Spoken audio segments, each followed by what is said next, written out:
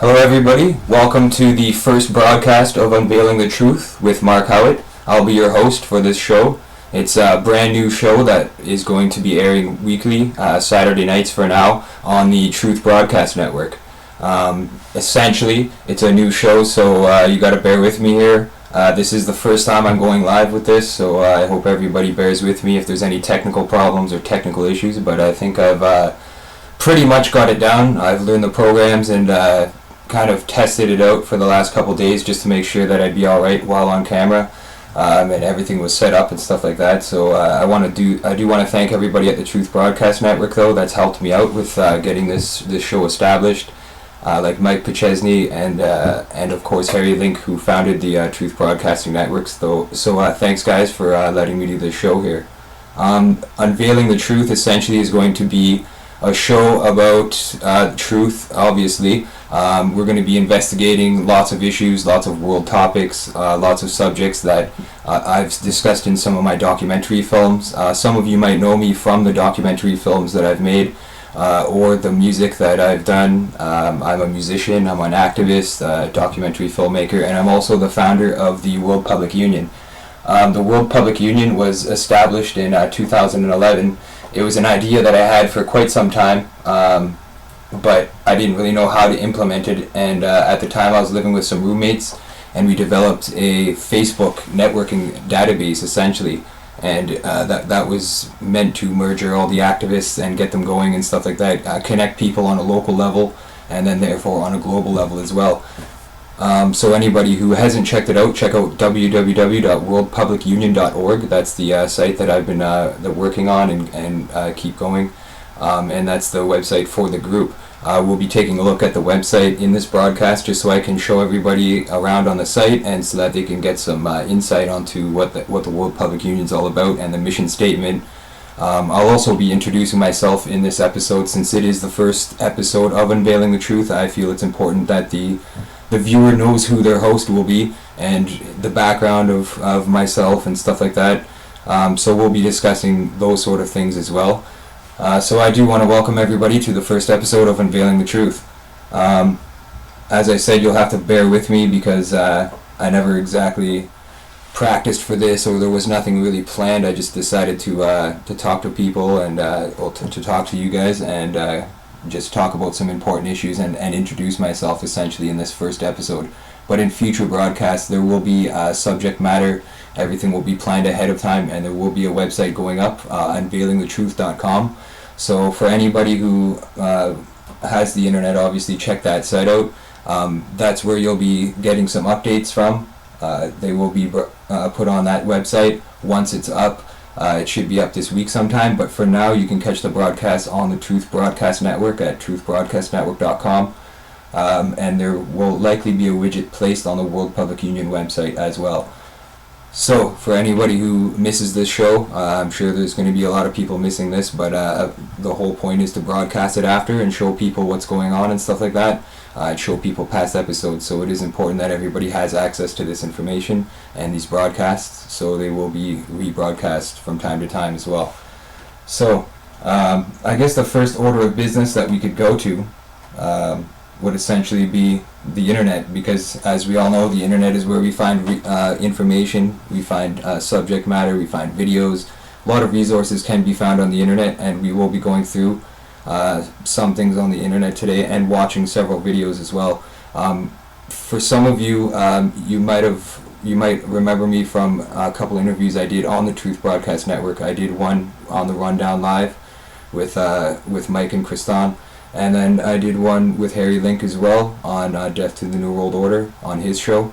And that's kind of like what introduced me to the Truth Broadcast Network, and I thought it was a really cool idea how it's all DIY and operated by independent broadcasters and stuff like that. So that really intrigued me and wanted me to come on board essentially and start broadcasting live and do my own show, because I think in getting information out to the people is really important, and also having an investigative look on certain subjects as well. For those of you who have watched any of my films, I do deal with controversial subject matter.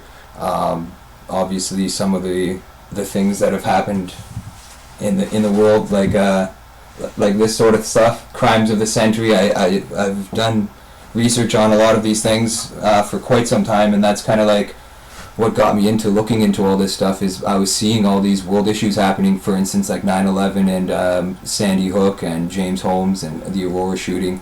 All these events were happening in such a cyclical pattern, it seemed. There was like, they all had similarities and stuff, and that really got me into looking into this stuff and making films about it.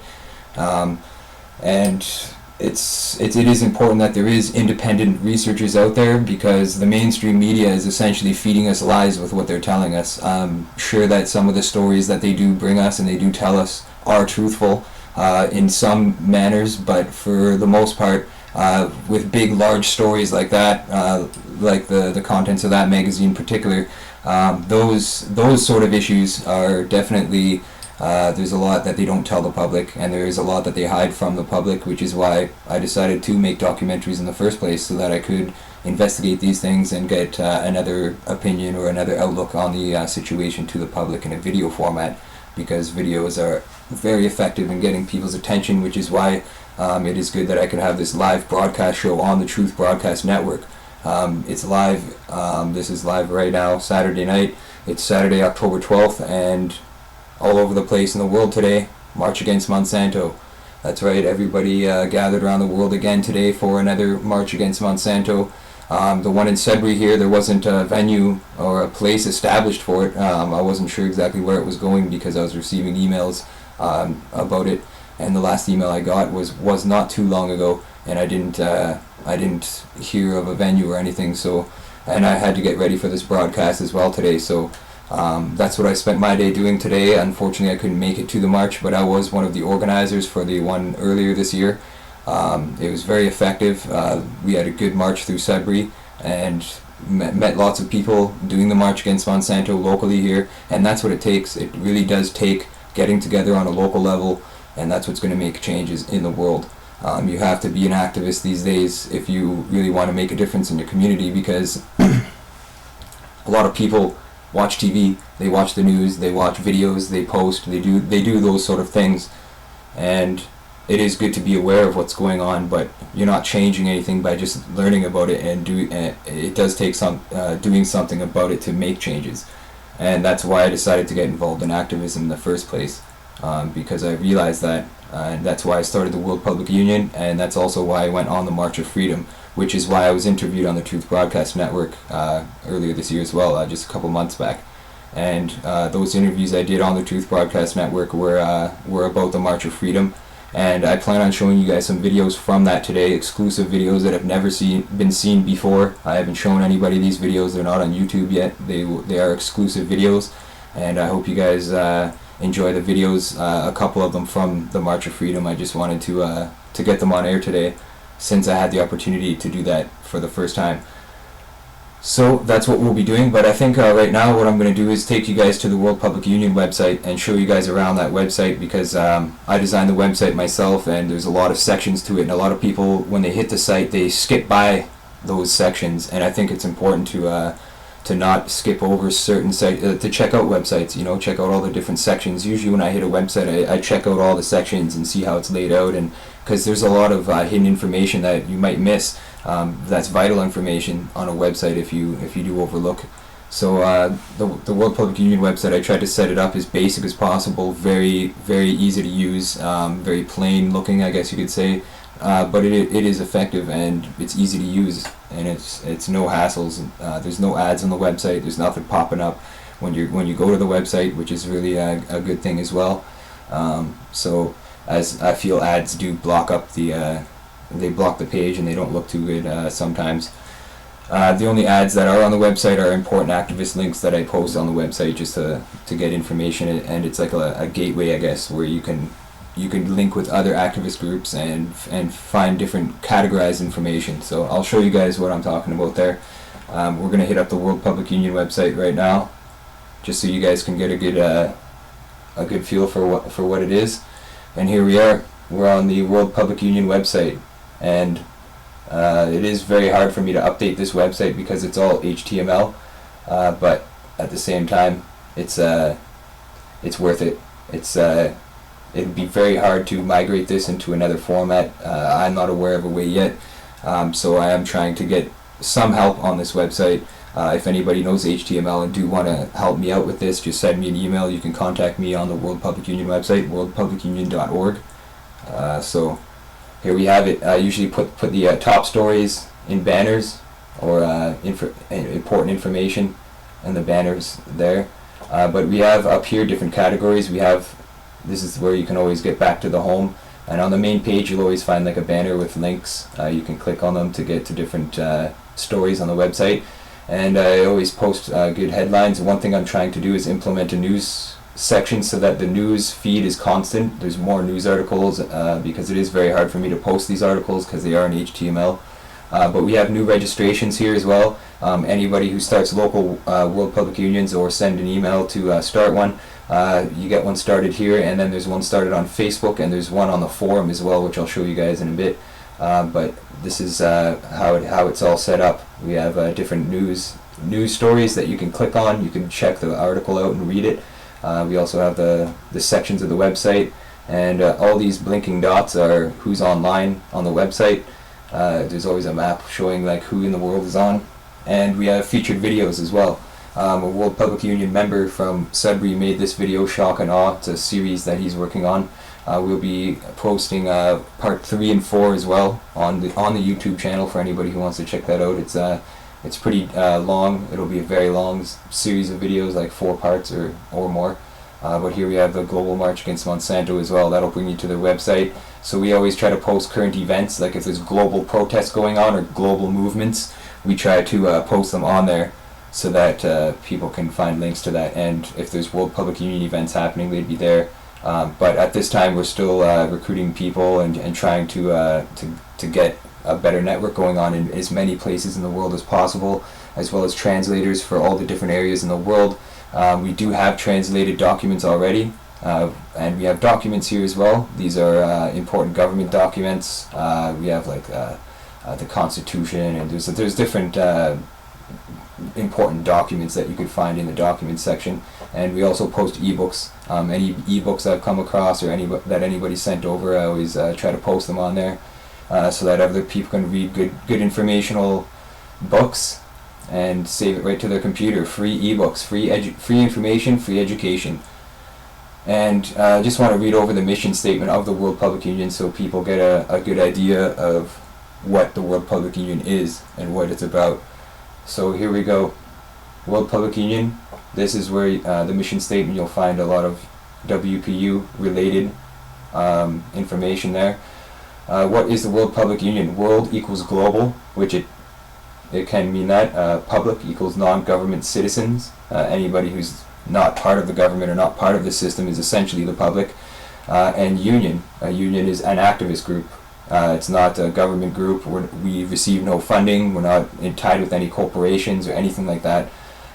So that's kind of like what sets us apart. We don't need money to have the World Public Union. In fact, any documentary that I've ever made cost me nothing to make, and the Truth Broadcast Network also costs very little to operate, which is the beauty of it.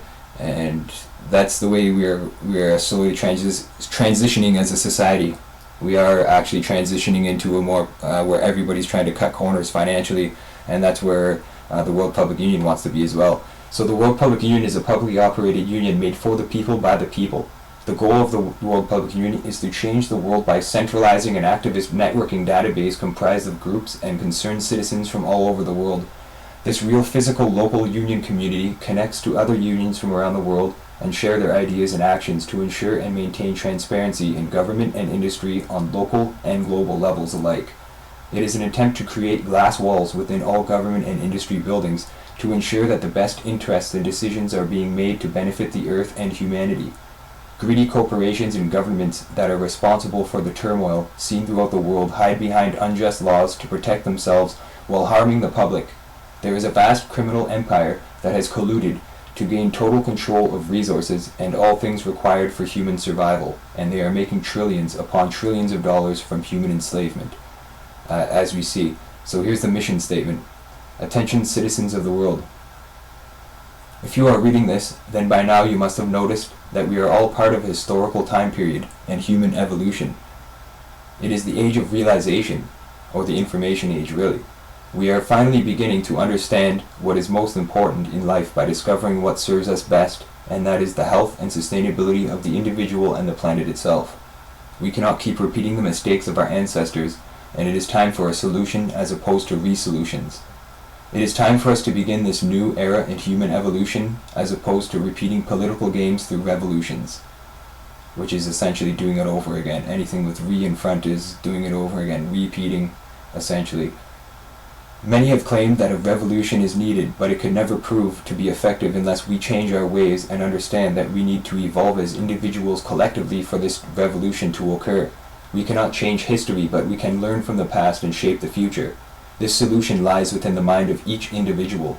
To ensure that the true potential of our lives, we need to view the world from a different perspective and start implementing the changes necessary for a world based on principles of love, prosperity, unity, equality, and sustainability, rather than greed, division, corruption, and competition.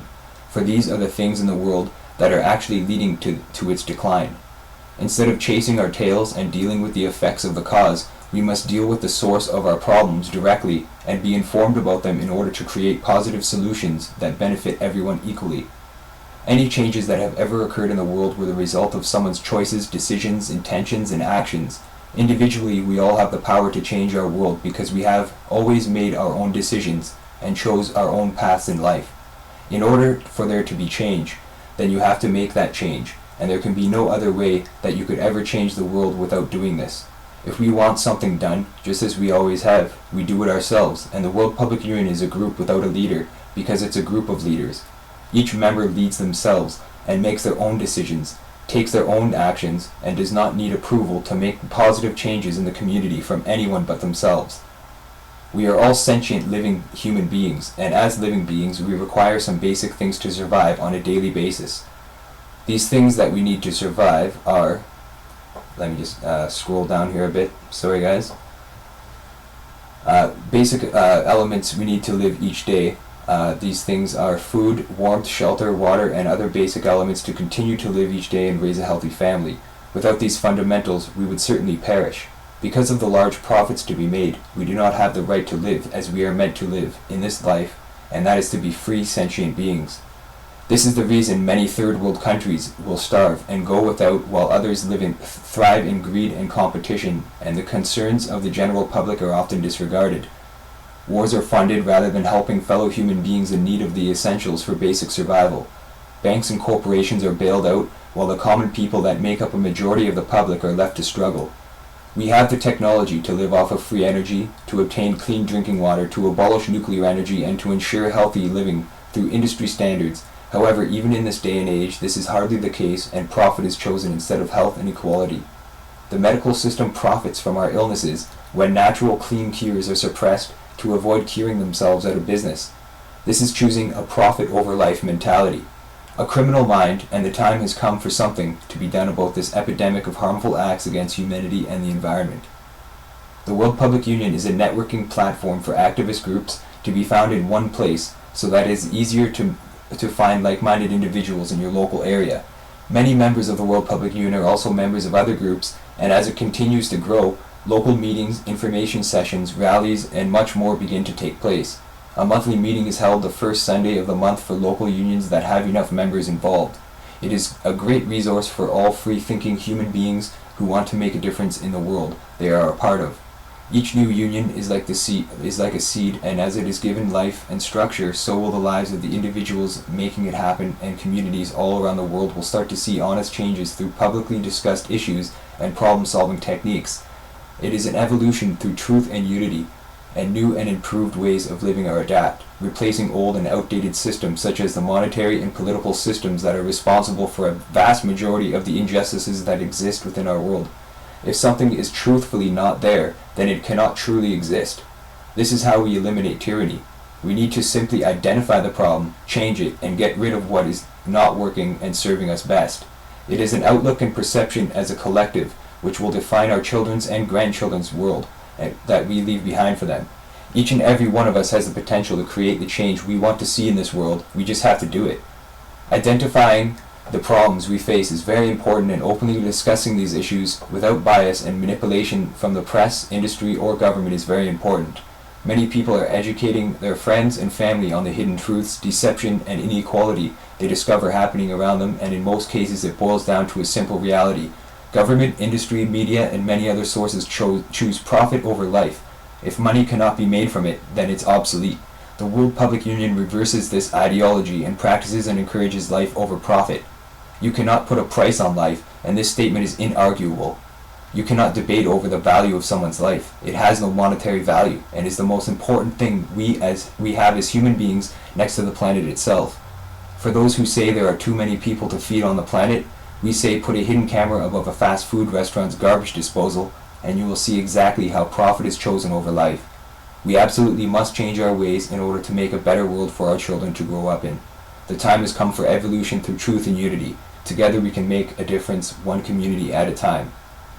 So, essentially that's the World Public Union discussed, the mission statement for the World Public Union, and I wrote that quite a while ago, actually, and it's basically stuck since then. I've updated it because the World Public Union is something that can grow. It's not a solidified entity whatsoever. What the World Public Union is something that can be changed. It's not obsolete. It's not like written in stone, essentially. It's not a law or anything like that you can't change, or to change it you'd have to go through some sort of bureaucratic method to achieve those changes. Essentially the World Public Union is operated by each individual. That's what makes it different than most groups. And the World Union scares people away. I understand that, but the word union in retrospect to the World Public Union is something entirely different. It's essentially supposed to represent what a union does represent, and that is when there's unjust treatment happening on the workplace, the union is there to help get the worker their pay or what they're deserved. And if there is any injustices happening, then they deal with that as well. That's a good thing about a union. So the World Public Union is essentially that. It's a group that helps people with living any way they can by spreading awareness about what's going on in the world and what we need to do to make changes, and to also plant that seed on a local level so that it can grow and connect with others and grow from one person to 1,000 people, whatever it takes. Eventually this could become a political movement, if you want to call it that, but it wouldn't ever be associated with the political systems that are in play right now, because if it was, then it would obviously get corrupted and it wouldn't be what it's supposed to be.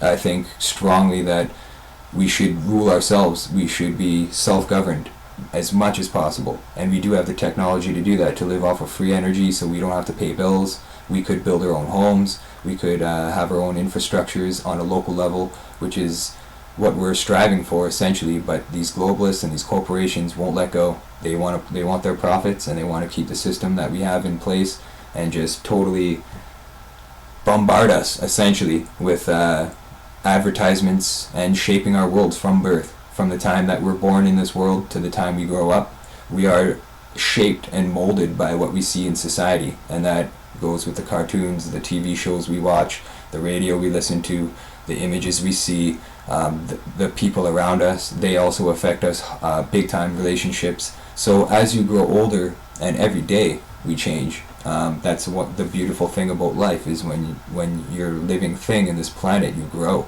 and that's one of the most important things to never forget, is that when you do grow, you're alive, you're growing, you're learning more, you're learning new things. And anybody who says they know everything is obviously filled with ego, and they don't know everything, because it's impossible. And we're always growing, because if you did know everything and you were at this point, then you'd be not growing, you'd be waiting to die, because in life everything that stops growing dies. So it's important to realize that we are alive on this planet, and what we do does make an effect in the world. When you throw a rock in a lake, it makes a ripple effect, and those ripples eventually reach all parts of that shore.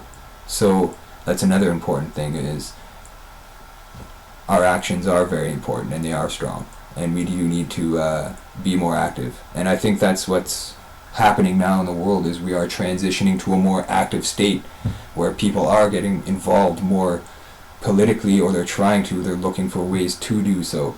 And I think it is important that we do know where to connect and who to connect with, and resources for that. Also, proper news. We need to hear the truth about what's going on rather than the media's story about what they want us to know what's going on. So I'm going to take you guys back to the World Public Union website here, and I'll show you guys a couple different sections of the site. Here's the union directory. This is where you'll find all the different unions. There's a whole bunch of them.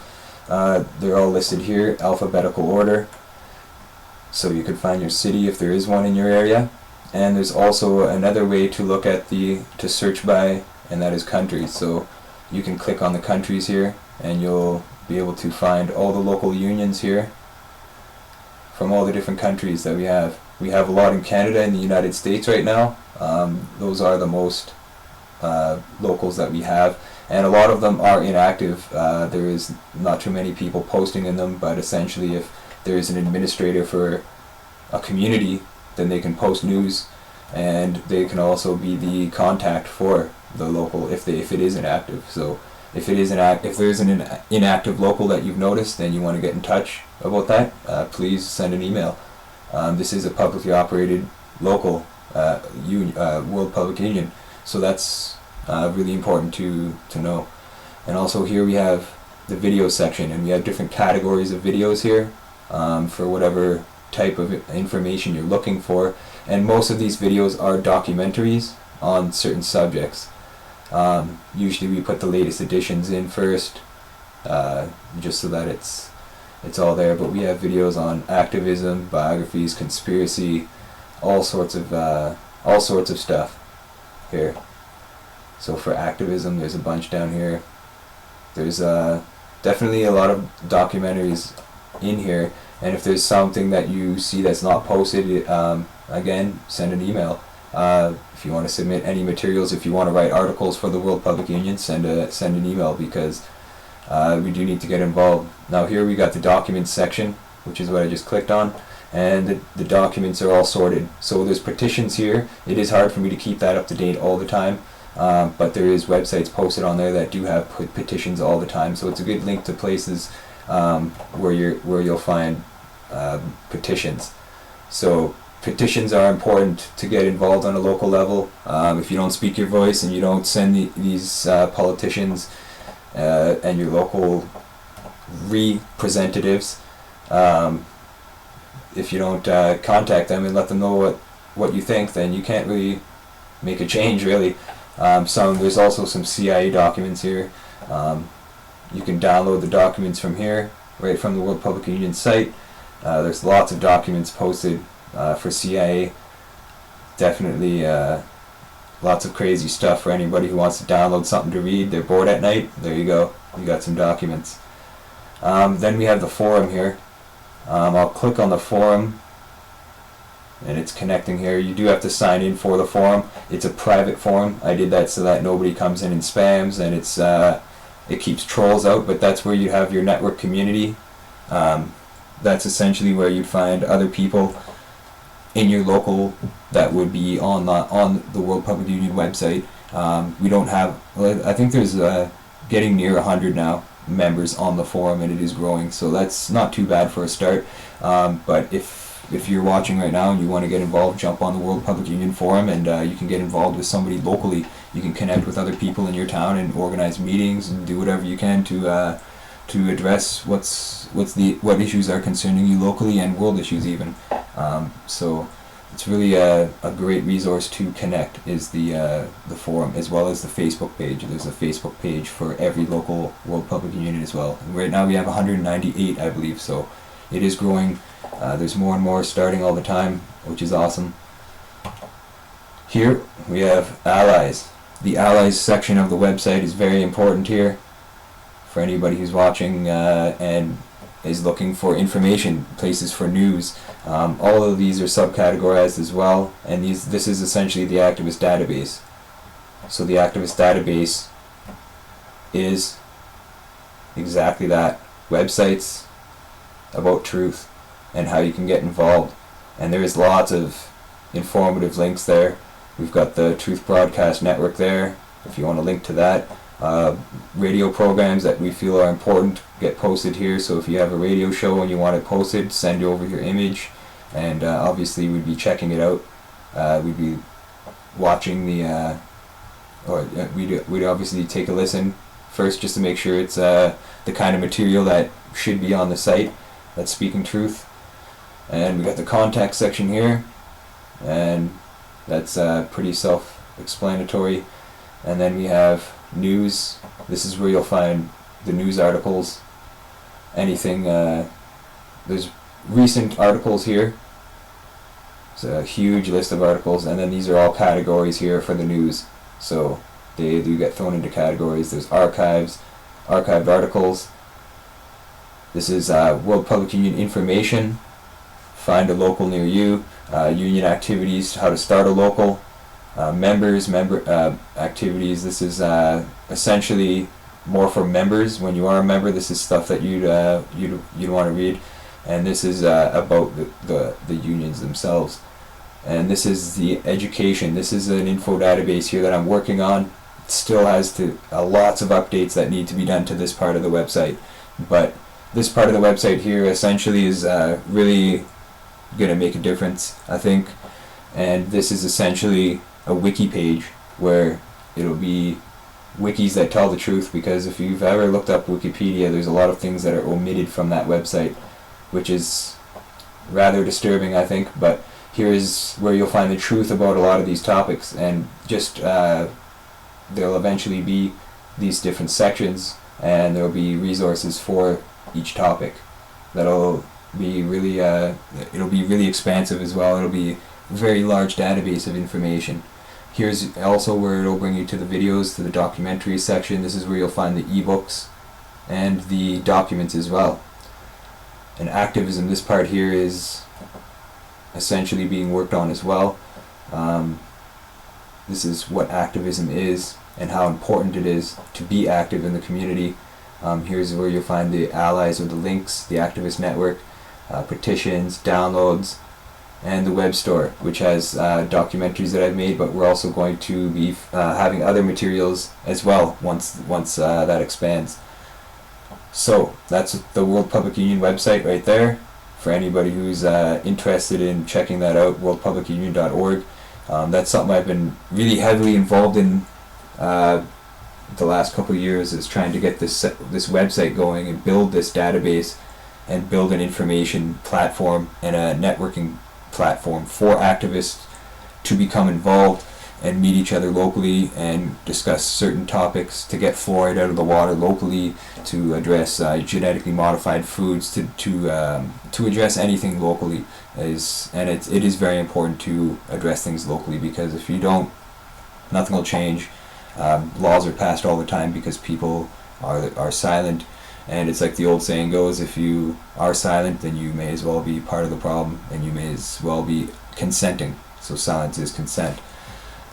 So, just trying to think here of what other topics I was wanting to talk to you guys about. I guess some of my documentaries, a lot of you guys know me from the documentaries that I've put out. I've been putting them out since 2009, and a lot of them are blocked from YouTube. In fact, one of the documentaries that I made, perhaps the most popular one, is called The James Holmes Conspiracy, and there's been a lot of anomalies on that video where it was a lot of people can't play it. The play count was frozen for quite some time as well on that. And it's interesting to note here as well that on YouTube here, I'll type in the James Holmes. I'll just type in his name, just so you guys can see what comes up, the first top choice. So James Holmes, you type in his name. He's the Aurora shooter in Colorado that you all know about. I made a film about him and what happened. It was shortly after the crime happened, and I essentially just pointed out a lot of the anomalies that I saw. So the top choice is his name, but then underneath that it's James Holmes Conspiracy, and that's the name of the film that I made. As you can see, Mark Howitt, James Holmes Conspiracy. This is the top choice here. It's still at 693,000.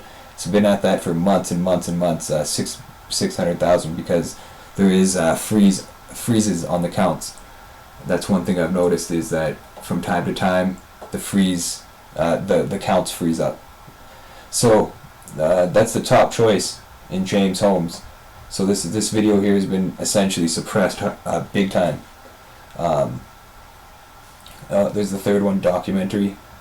So it is interesting that that's the top choice when you type in his name into YouTube.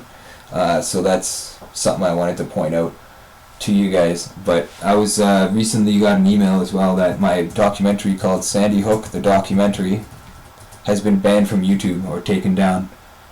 And here's part 1 of 2. This one here might still be on, but it won't be for long.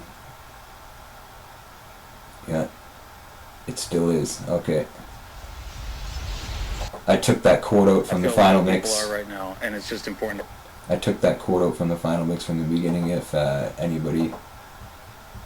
Oh, here we go. It's been identified by the YouTube community as being potentially offensive or graphic. Viewer discretion is advised. That's the warning we get from the Sandy Hook documentary that I made. Do not display this warning. I'm not signed in, so. Many professional but in any event, they didn't take down part 1 and 2, but this documentary was available in full format. What I mean by full format is that you were able to once watch the whole documentary in one part, but that's the one that they flagged and they took down. They just deleted it right off of YouTube, and they claimed it was because of copyright claims. The thing is, the clips that were used in that film, the portions that I used in the documentary, which documentaries are like a compilation of news clips and pieces, interviews from other documentaries or whatever, but that's what a documentary is essentially, and they flagged it and they took it down. But all the clips I used are all available on YouTube all over the place and other videos. So that's how they get you. They'll try to take down your videos and on copyright claims or however they can. Some of my documentaries are outright muted. I'll show you guys one of them. I believe it's the JFK one, How to Kill a President. Oh, there we go. Somebody else posted it. Looks like it. That's good. It's being seeded. Here it is. How to Kill a President, JFK documentary. This video previously contained a copyright audio track. Due to a claim by a copyright holder, the audio track has been muted. So now, this whole film is, you can't hear it. They muted it. There you have it. You can't watch anything on this video anymore. They outright muted it due to a copyright claim. So they're suppressing the information however they can, and that's one of the methods how they do it. Malcolm X by, this is another film I made right here, Mark Howitt. And as far as I know, this one was muted as well. Oh, it seems to work. That's good. In Islamic. When right on. was assassinated, if you would go back it was muted, but I guess they put it back on. That's good. Louis X, as I was called right on. at the time, was never, so ever, that is good that you guys could still watch the documentaries that I've made on there, but they do try to take you down however they can, which is pretty unfortunate that we're living in a world where we're supposed to have free speech, but when you start speaking the truth, they shut you down. They try to silence you however they can.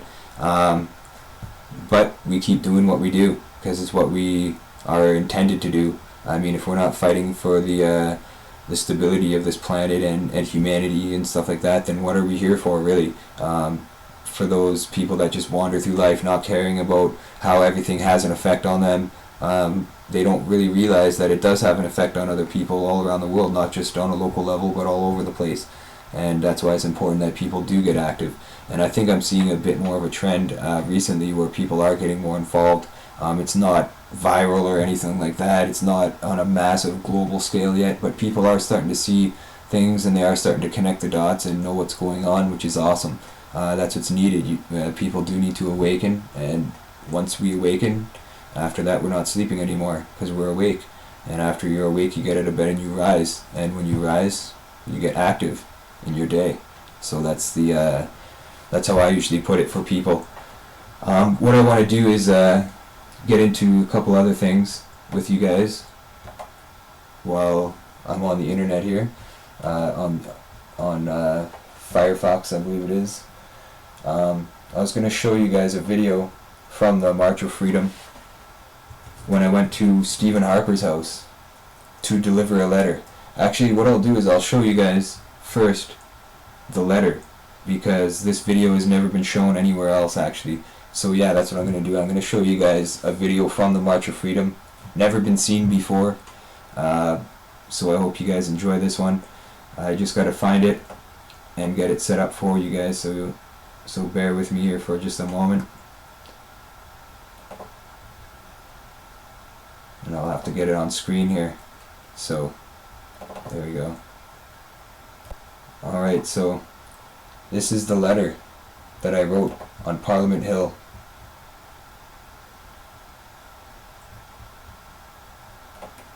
And this is the infamous letter, I guess you could say. The letter that people were asking about.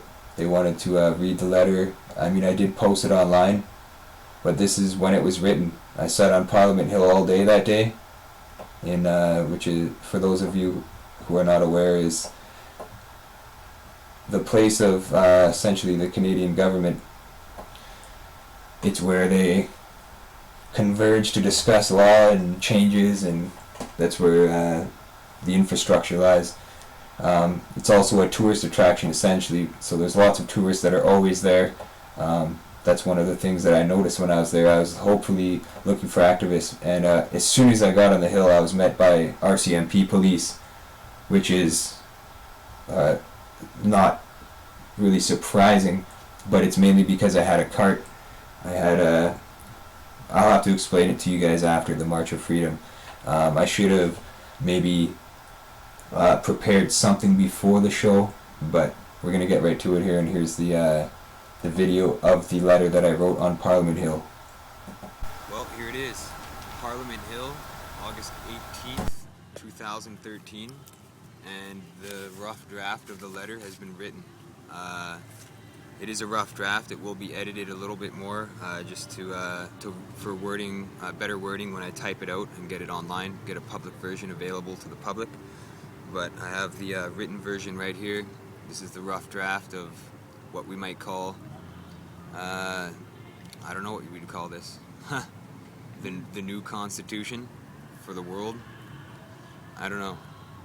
But it definitely has a lot to do with human rights and what's needed to be changed in the society that we live in. Because if we don't change these ways, we are doomed. And the government know that, the corporations know that, and they're not listening to the people. So this is a letter on behalf of we the people for the leaders of the world. Here's what we have. To all leaders of the world, it is your duty as a government representative to listen to the concerns of the people. It is also your duty to make the right choices that will benefit the people in the countries and communities that you have been selected to represent, and these choices and decisions you have taken responsibility for are not benefiting the people, but are instead benefiting governments and corporations all over the world.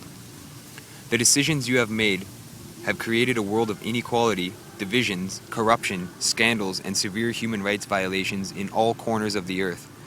You have allowed for evolution to become a world that a majority of the Earth's population do not agree with, and in turn have no other option but to support, regardless of the negative conditions that affect everyone as a whole. We the people are fully aware of the one-sided decisions being made and implemented behind closed doors. When we the people speak out against your corruption, our cries are falling on deaf ears because of media manipulation, and the decisions made are decided on principles of profit over life. These decisions are not sustainable, and if you continue down this path, will have a negative impact on future generations, as your decisions are having a negative impact on society even today. Humanity is meant to learn from its mistakes and correct the errors to avoid a continuance of the problems. Instead, because of the role in leadership you now hold, you have neglected the good people you are supposed to be representing. Instead, you claim that it is not financially possible to solve these problems, and monetary value has become more important than human life itself. You have poisoned our food supply in the name of profit, and while millions around the world came together to demand change, our voices were ignored, allowing you to line your pockets for your own greedy intentions. You have allowed water to be privatized for financial gain, a basic human necessity in which much of our bodies consist of and is required for survival. It is a fundamental human right to have access to food, water, shelter, and many other necessities. However, still, millions around the world go without.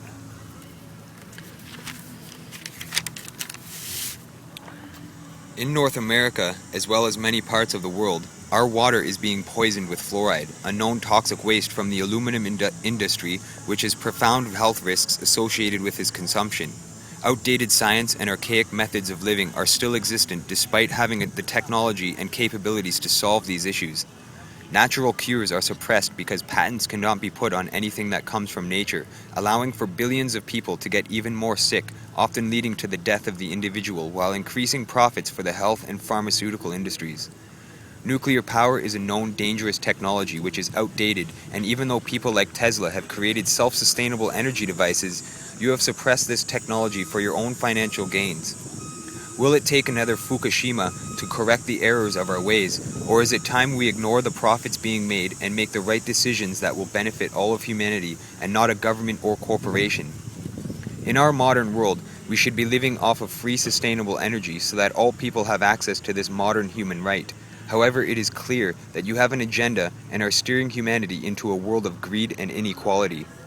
Education should not come at a cost, but many countries have designed systems where there are profits to be made, causing further struggle and inequality all over the world.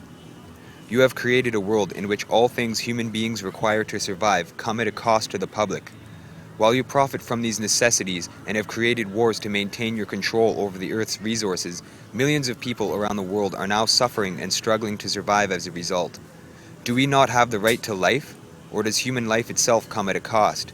The answer to this is quite clear and obvious, as it can be seen all over the Earth. We have the technology to fuel vehicles and transportation with free energy, but you continue to pollute our planet by using fossil fuels in the name of profit, which has serious effects on the environment. The cost of living continues to increase, and those who cannot keep up with the rise in costs go without, and life for them becomes a struggle for survival. While the costs to live increase, jobs are being replaced by machines, causing technological unemployment, and it has become harder for people to find jobs while the layoff and unemployment rates continue to increase. Budget cuts are affecting people's lives more and more each day, and it is getting harder to survive on a pension, despite many hardworking individuals who have worked their whole lives have been the backbone of civilization. People have lost their security, and the middle class has become something that is nearly non-existent. Many people are forced to work several jobs just to stay alive, and while their savings are being stolen, the mental state of the world is becoming more unstable as a direct result. The legal system protects those in government and corporations, and the media is used to create a fictional reality, shaping public opinion with principles based on illusion and lies.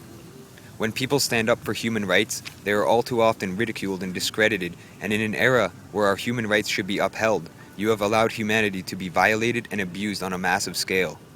The time has come for change. We will no longer stay silent to these human rights abuses, and we will not be silenced.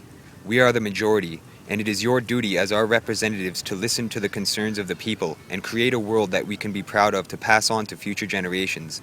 When we demand these changes, we ask that the police and military protect and serve the people instead of protecting the interests of financial gain and globalization.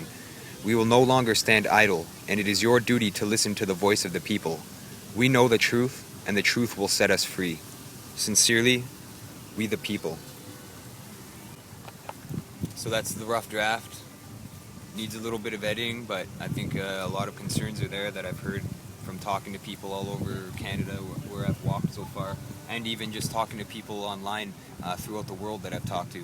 These people are all over the place, in the United States, in Argentina, in Romania, in Hungary, everywhere in the world. There's people that are concerned about what's going on, and they know the truth.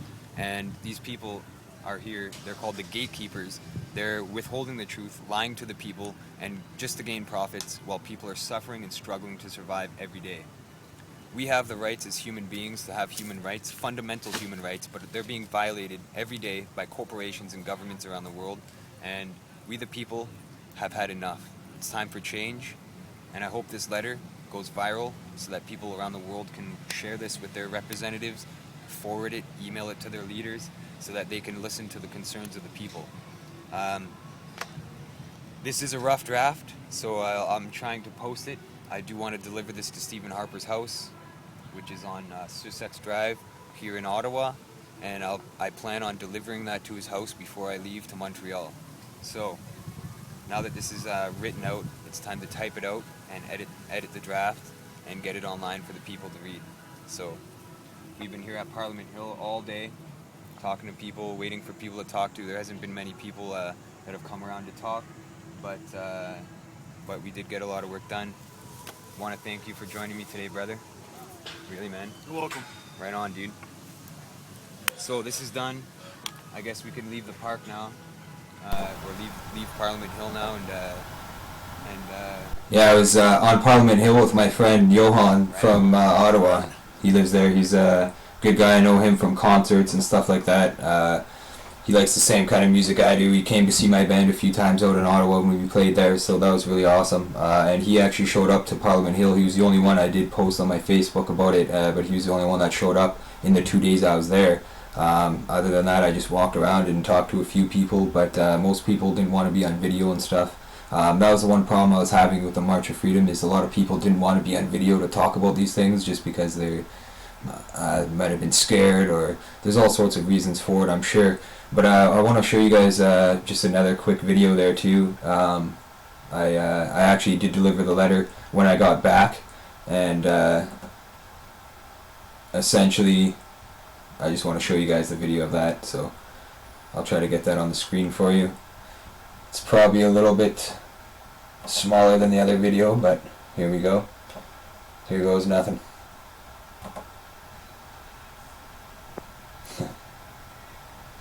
It's really quick.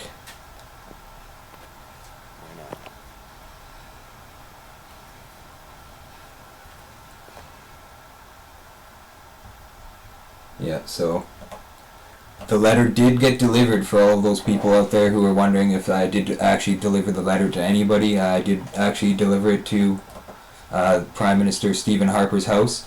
I didn't really deliver it until after I got home, because when I got home I did edit it a little bit, just a couple words here and there, but it got sent out and I haven't received the reply yet. I really doubt that I will ever receive a reply. I actually went to Stephen Harper's house to deliver it by hand, just to avoid the mail, to avoid it from receiving anybody else receiving it, or any other faction of the Canadian government or any other group or agency that would be able to intercept the letter from getting to the actual Prime Minister. So I went to his front doorstep on Sussex Drive in Ottawa, but there's gates and there's all sorts of things on his property, video cameras set up, RCMP, armed guards and stuff, so I just waited by the gate until an RCMP showed up.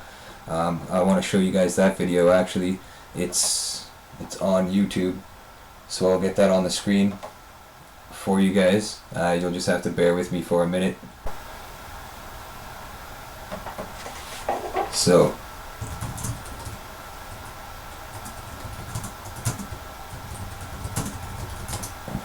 Stephen Harper, there we go, and I'll just big screen this video.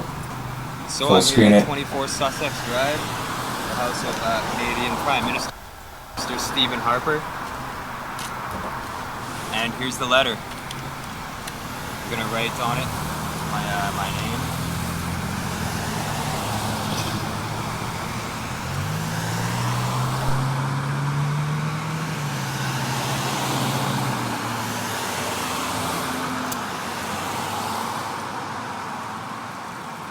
And my address.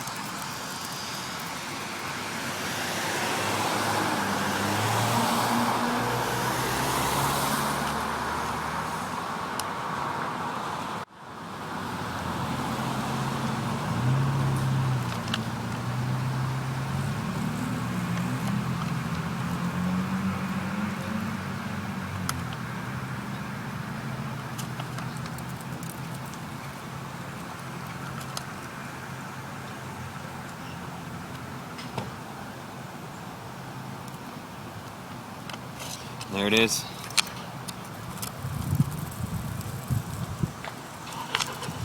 There it be. The letter has been written. I'll drop one off here physically somewhere. I'm gonna ring the doorbell on the gate, just so that if somebody is there, they might come to the front and I can say, here's a letter for you. I'm gonna seal it right in front of you so you can see it, that there's nothing in it, that it is just a piece of paper, as you can see here. That's all it is a piece of paper. I mean, if there was any poisons on this or any bombs or anything, like I'm wiping it all over my body right now, there's nothing wrong with it. Like I know that they do have to worry about security because there are stupid people in the world that would do something stupid. But I'm not doing something stupid here. I'm trying to do something for the people. So here's the letter, putting it inside the envelope. And I'm not going to seal it until I know that it can be delivered and I can show somebody that it is just a letter.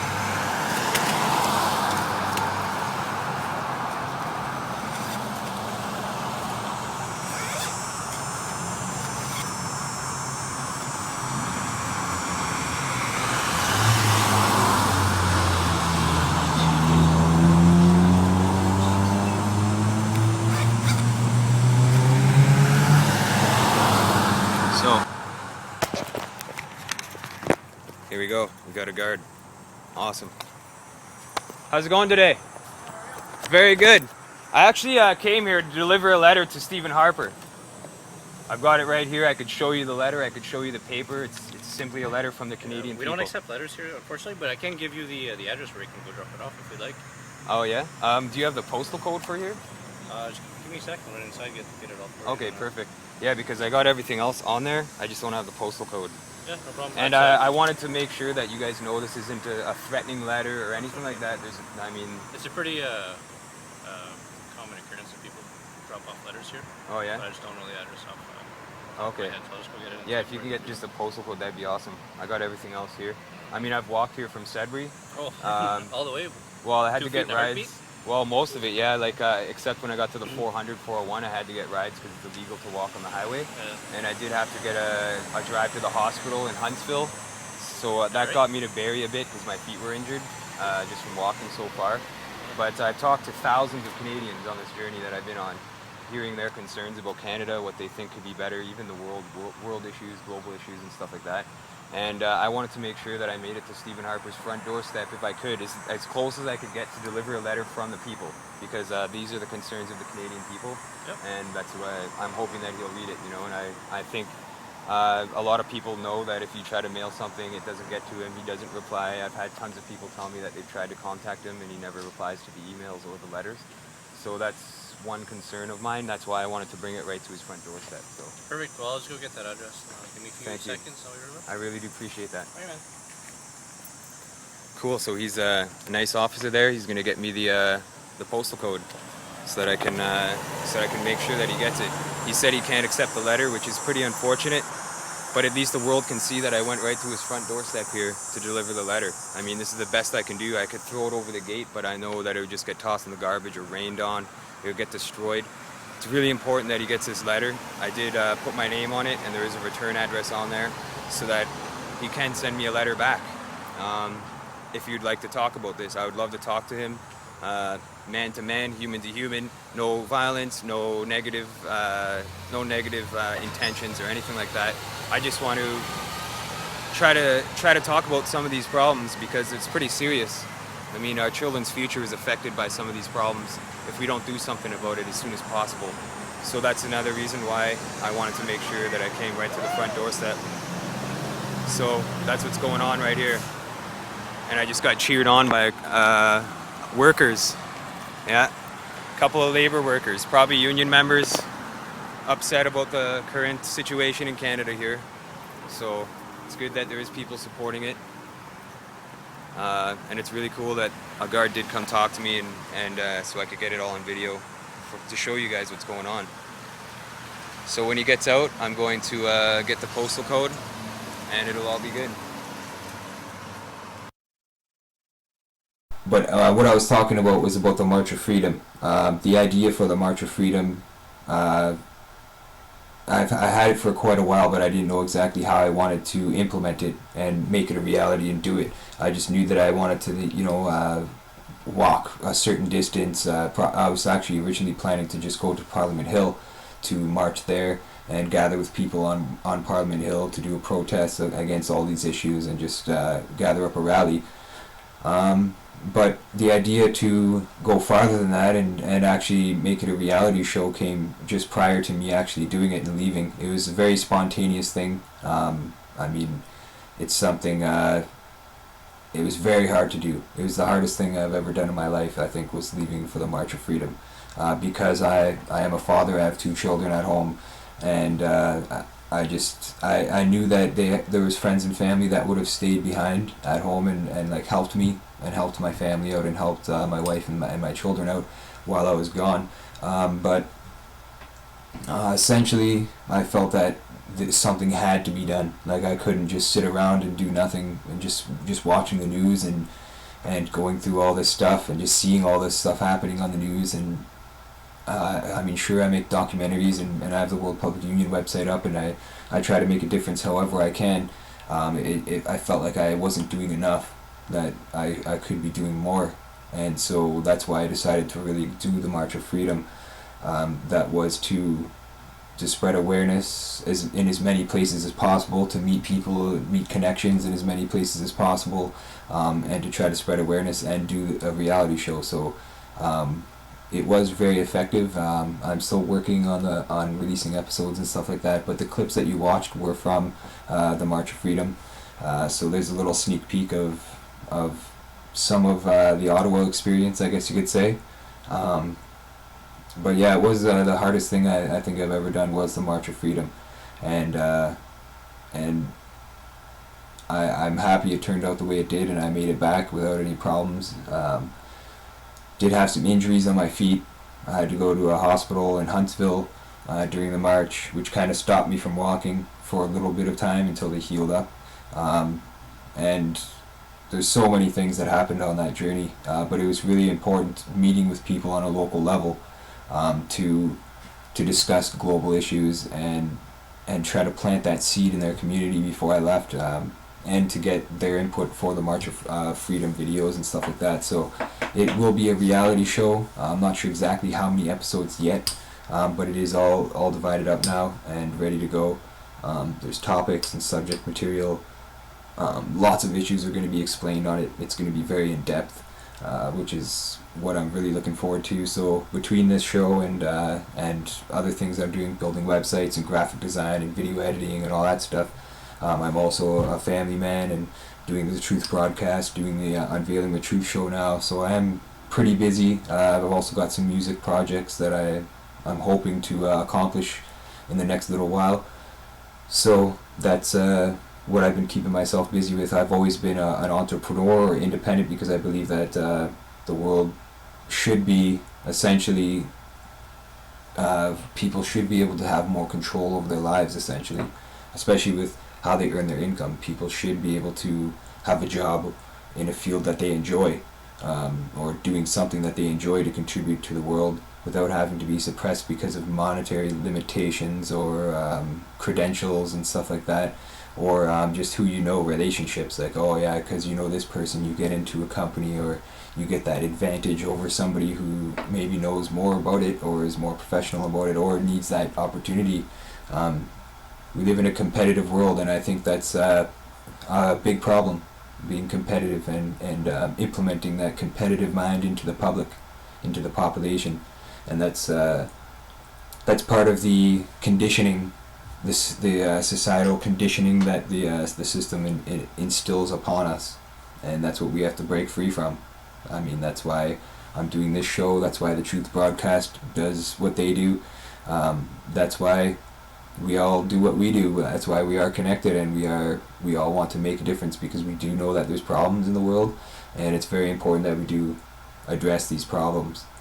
So I think I'm going to show you guys another video, actually from the March of Freedom.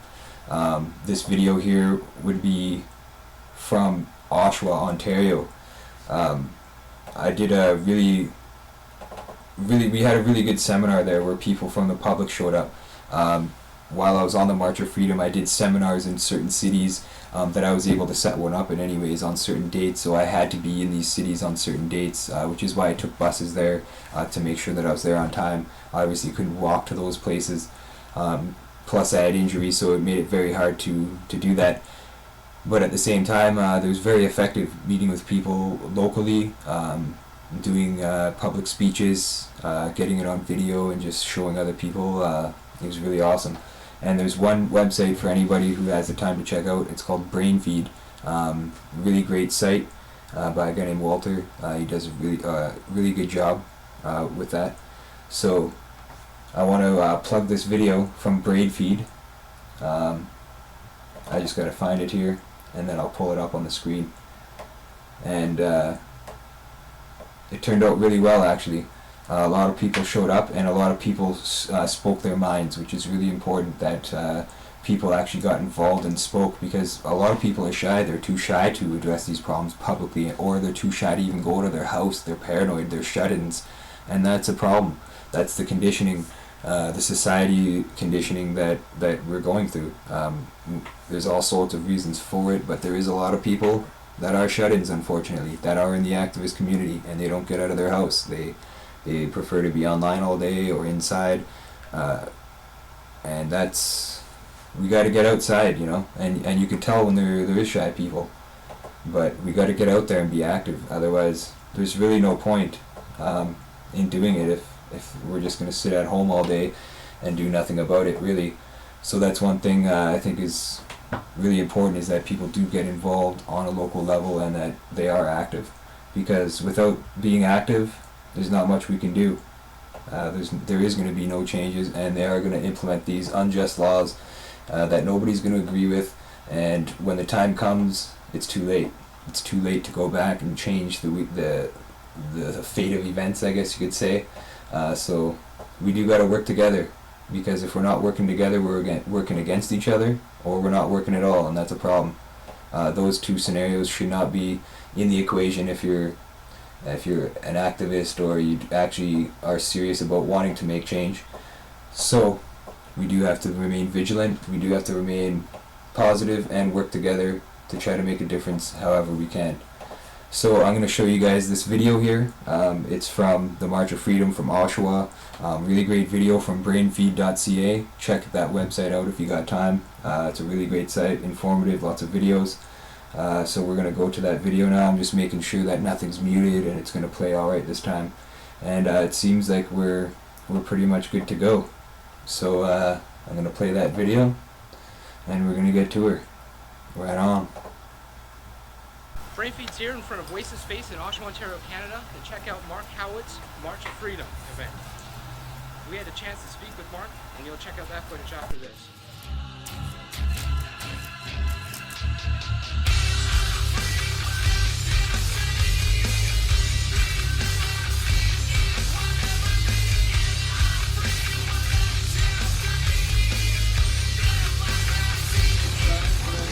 What's going on, Mark? Not too much, just everyone's starting to show up here now, so we're going to go in and have a good meeting soon at March of Freedom discussion, and an open discussion too with members of the public in Oshawa here. Anybody can speak their concerns about what they see, ideas they have to make this place a better place to live, and more open, honest place where the truth comes out instead of being hidden by those who are selected to rule the city, I guess you could say. So we're just here at Wasted Space. It's awesome that Matovich let us use the space here to do something like this. It is politically orientated and humanitarian orientated, so there's a lot of issues here that we're going to be discussing today, which is really good that we do have a space here that we can use for that. So it's good to see some people out, some familiar faces and some new ones, so that's good too. And can't wait to get this thing off the road. It's going to be starting soon. Information shall commence.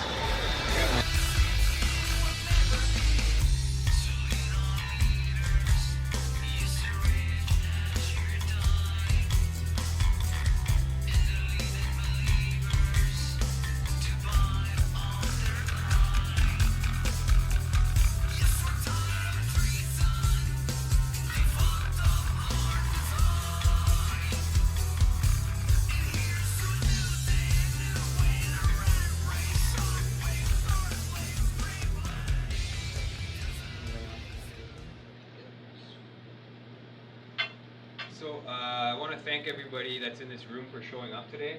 I see some familiar faces and I see some new faces, which is really good to see. I came here last week and I networked with a few people and got to meet a few people while I was here in Oshawa, and it was a really good experience to kind of break the ice a little bit and see what's going on in Oshawa, to hear some of the concerns that people had here in Oshawa, and to meet some of the people that are actually trying to make a difference in this community, which is really good to see. As I said, familiar faces, new faces, it's all a good sign. I'm sure some of you guys don't know each other, but I'm sure that everybody in this room wants to learn about something or wants to work together, concerned about something, which is why you're here. And that's number one. You guys came into this room together in Oshawa today, and if you guys could meet each other and meet a new connection, meet somebody who's willing to help you on your own goals, with your own concerns, that's awesome. There's lots of resources that each individual has, which is really important to network with each other and utilize that so that you can build stronger movements and make a bigger difference, essentially, make a more effective difference. My name is Mark Howitt. I'm on something called the March of Freedom, which is a reality show I'm documenting, and I'm traveling across Eastern Canada to hear the concerns of Canadian citizens in all the communities I go to, and essentially to meet people that are important in the community, that are willing to make a difference and already have some skill sets and resources available that might be able to share with others. In this room is a perfect example. There's probably lots of people in here that have certain issues that they're working at, certain goals. I know I spoke to a gentleman about fluoride. That's a concern in Oshawa community, is getting the fluoride out of the drinking water.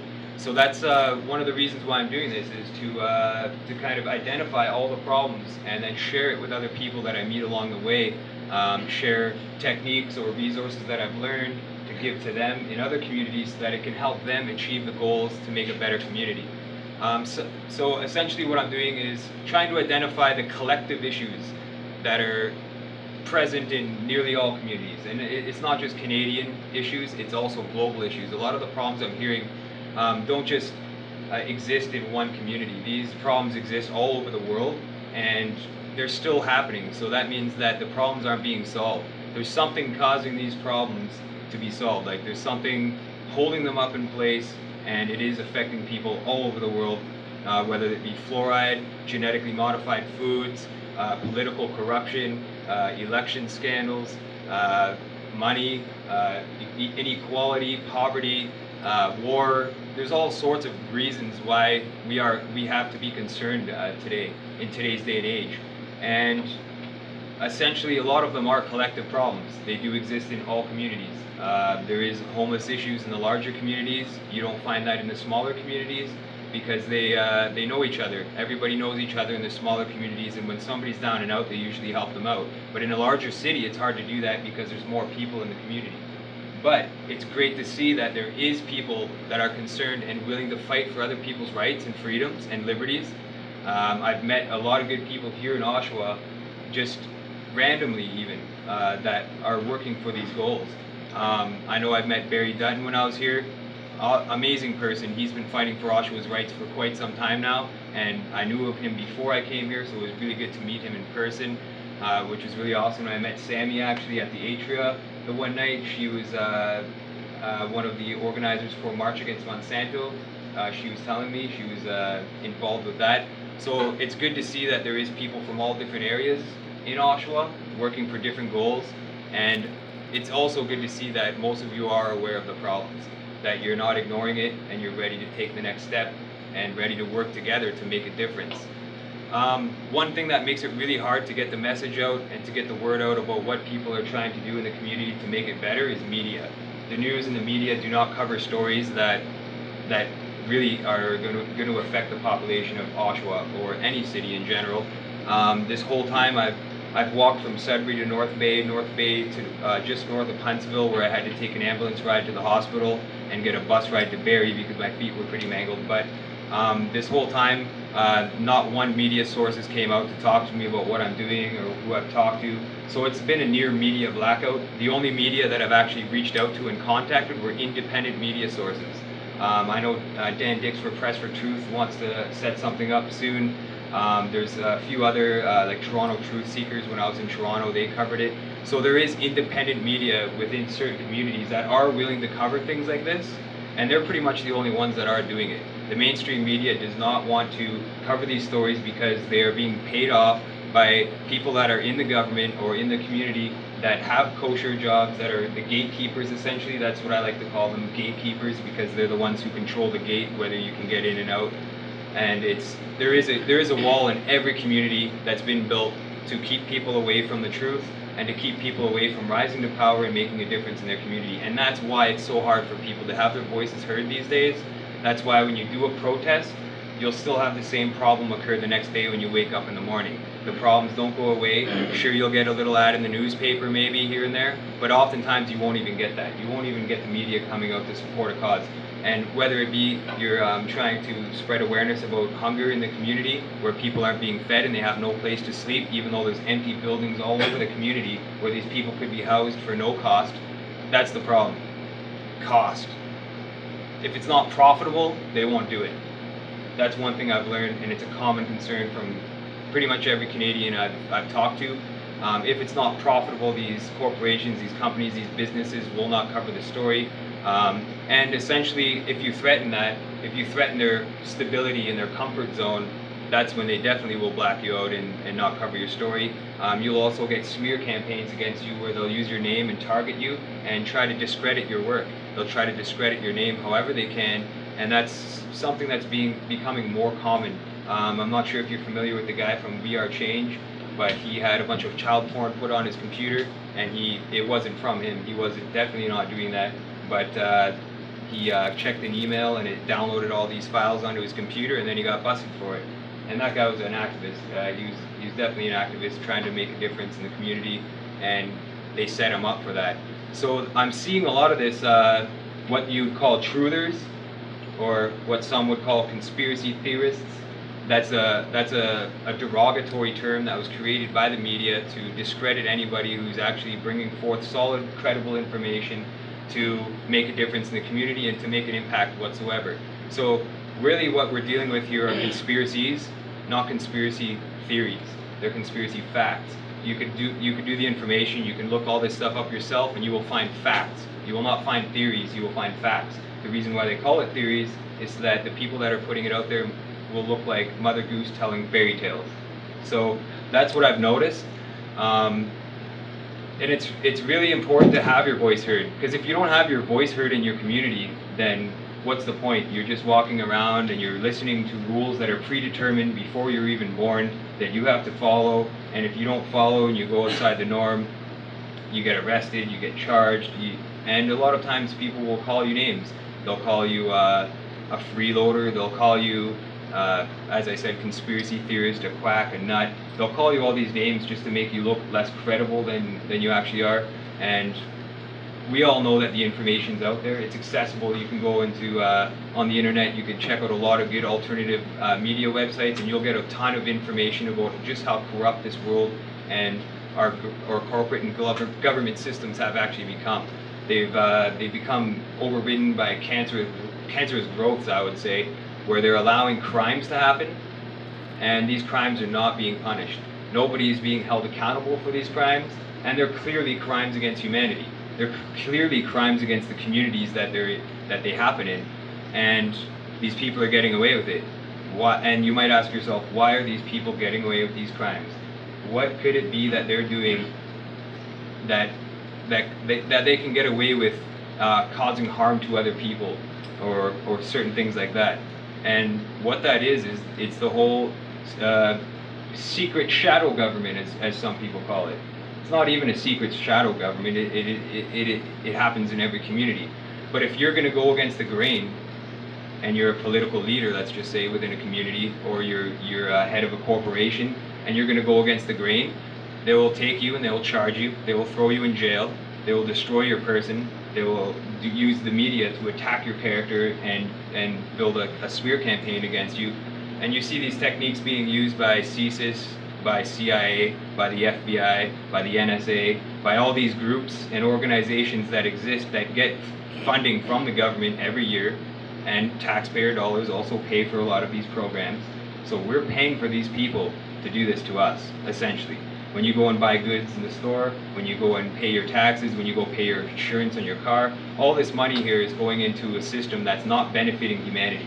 It's not sustainable, and the way they've designed the economy and a lot of these systems that are there to control us, they're designed to collapse, which is one thing I'm noticing. They've been designed to collapse, which is why people are wondering why the cost of a loaf of bread is almost $3 now.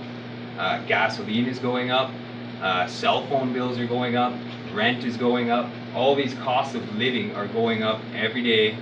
And why? Why is it going up? Because it's predetermined to collapse. Now, our wages aren't going up with our jobs. You could quit your job and get a better job, which is fine. All that stuff is happening. You could do that if you want. You could put a band-aid over the wound. But I decided not to. I decided to go right to the source and talk to people in as many communities as I can and try to figure out how we can make a difference, how we can work together and actually address these problems and be heard and make a difference. Because that's really what it's going to take. We're on a crash course right now, and when you're walking down a trail, you'll see the trail branch off into many directions. And right now we're at that fork in the road. There's no turning back. We're already there, and we have a choice to make. We can keep going and let this stuff get worse, and it will affect our children's lives and their grandchildren's lives, just like it affected our parents. Our parents told us to go get a job from 9 to 5, go to school, get your education. They taught us to be programmed to become obedient slaves, essentially, to a system that who's getting rich? The people on the top of the pyramid are the ones getting rich, and it's all us workers and the people that are contributing to the society that's supporting that pyramid. That's keeping that up. And all the money is going to the top, and they're the ones that are actually making a profit, while people like us that are common workers essentially are making just enough to survive, if that. And I've talked to a lot of people that have to have 2 jobs, they have children and they have 2 jobs. Daycare bills are definitely rising. If you have children nowadays and you want to go to work, you're going to need somebody to take care of your child when you go to work. So all these costs of living are rising, and essentially we've been brought up in a world that was designed before we were even born here, by the way. So we have no choice in this. We have no say in this. From birth, our parents sign a document. It's called the birth certificate, and they sign you over right from birth. You don't even know what language you speak yet, and you're being forced into a system to get a job. And if you don't, then you don't have access to health care, all the benefits of being a human in a society, essentially.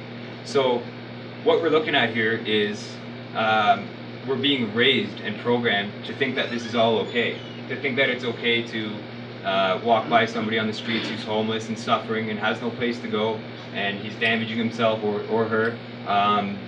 We're taught, we're not taught anyways, but it's becoming common where people will just walk by and not say anything to the person and not ask them why they're there.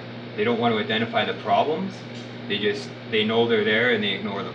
So what I'm trying to do is identify the problems so that people know about the problems and maybe have an opportunity to fix that on a local level. So with the money thing, if you think about it, when you go to work and you're working your job, the things you're paying for are the things you need to live as a human being on this earth to survive. Because if you don't survive, you're dead. So that's why they call it making a living. Because when you're making a living, you're actually alive. And what these corporations are doing is they're making a killing. Really is what they're doing. They're making a killing off all of us because we're suffering. I'm not saying all of us in this room are suffering or are down and out, that we can't get by to survive on a financial income. But most people I've talked to, and I would say this is about 80 or 90% of the people I talk to, they have good jobs. They're making $30,000 a year income. So they have a decent job, but are they getting anywhere? No. They don't have any extra money at the end of the month. They can't save up. Our savings are being stolen. So that's what's happening here. Now the things we need to survive: food, water, shelter, communication, transportation. All these things are the necessities of human life in a modern world. And when we go to work, our paycheck goes to pay for those things. So we're working to keep ourselves alive. Now if you think about that, you might think, that's just the way it is, that's just life. But imagine for a moment a world where you are actually free to be who you want to be in this world and it's not going to put you in debt, and you're not fighting to survive every day of your life. It's called a struggle to survive, and that's what everybody's going through. The money that we make from our jobs goes to rent, food, hydro, cell phone bill, water, all the things that we need to survive. And when I look at this, I think there's something really wrong with that picture. I really do. Like, I have 2 children, and it's a really sad reality when I have to realize that when they get older, they're going to have to pay for the things they need to survive. Because if they don't, they will die. And that's a concern of mine. I think that we should live in a world where the things we need to survive as human beings that are essential to us for our survival and our nutritional needs, or just to have a healthy mind, you know? All these things, if we didn't have to pay for that, I think we'd be in a lot better of a spot where we would have the freedom to go take a vacation to Florida one day. You worked hard for it. You're a factory worker. You build cars. You do what you contribute to the society. You should be rewarded for that. You know what I mean? We should be rewarded for what we have. But again, it's not profitable. If you can't put a money number on it, they're not going to do it. They ignore it entirely, and that's a big problem here. Is they're ignoring the concerns of people over money. And money is just a piece of paper. And in fact, in the American bill, you find occult symbolism on the back of it. You find the all-seeing eye of the Illuminati. You see the Freemason symbols all over the bills and stuff like that. And people are just now wondering, whoa, that's pretty crazy. Like, this is this symbol is on the local Mason lodge right above the door. Why is it like that? So people are starting to piece all the pieces together. They're making that puzzle in their mind, and they're forming the bigger picture here. And people are not stupid anymore. I mean, sure, a long time ago, our parents were taught not to question anything. That's just the way it is. But our era and our generation are questioning things. We are putting our foot down and saying, no, that's not right. And we're sticking up for each other, which is really good to see. Because if we didn't have that, we would just be a bunch of mindless slaves walking around without any concern for anybody, and we would actually essentially be living in a world of contagious apathy. And there is some out there who have the contagion in them.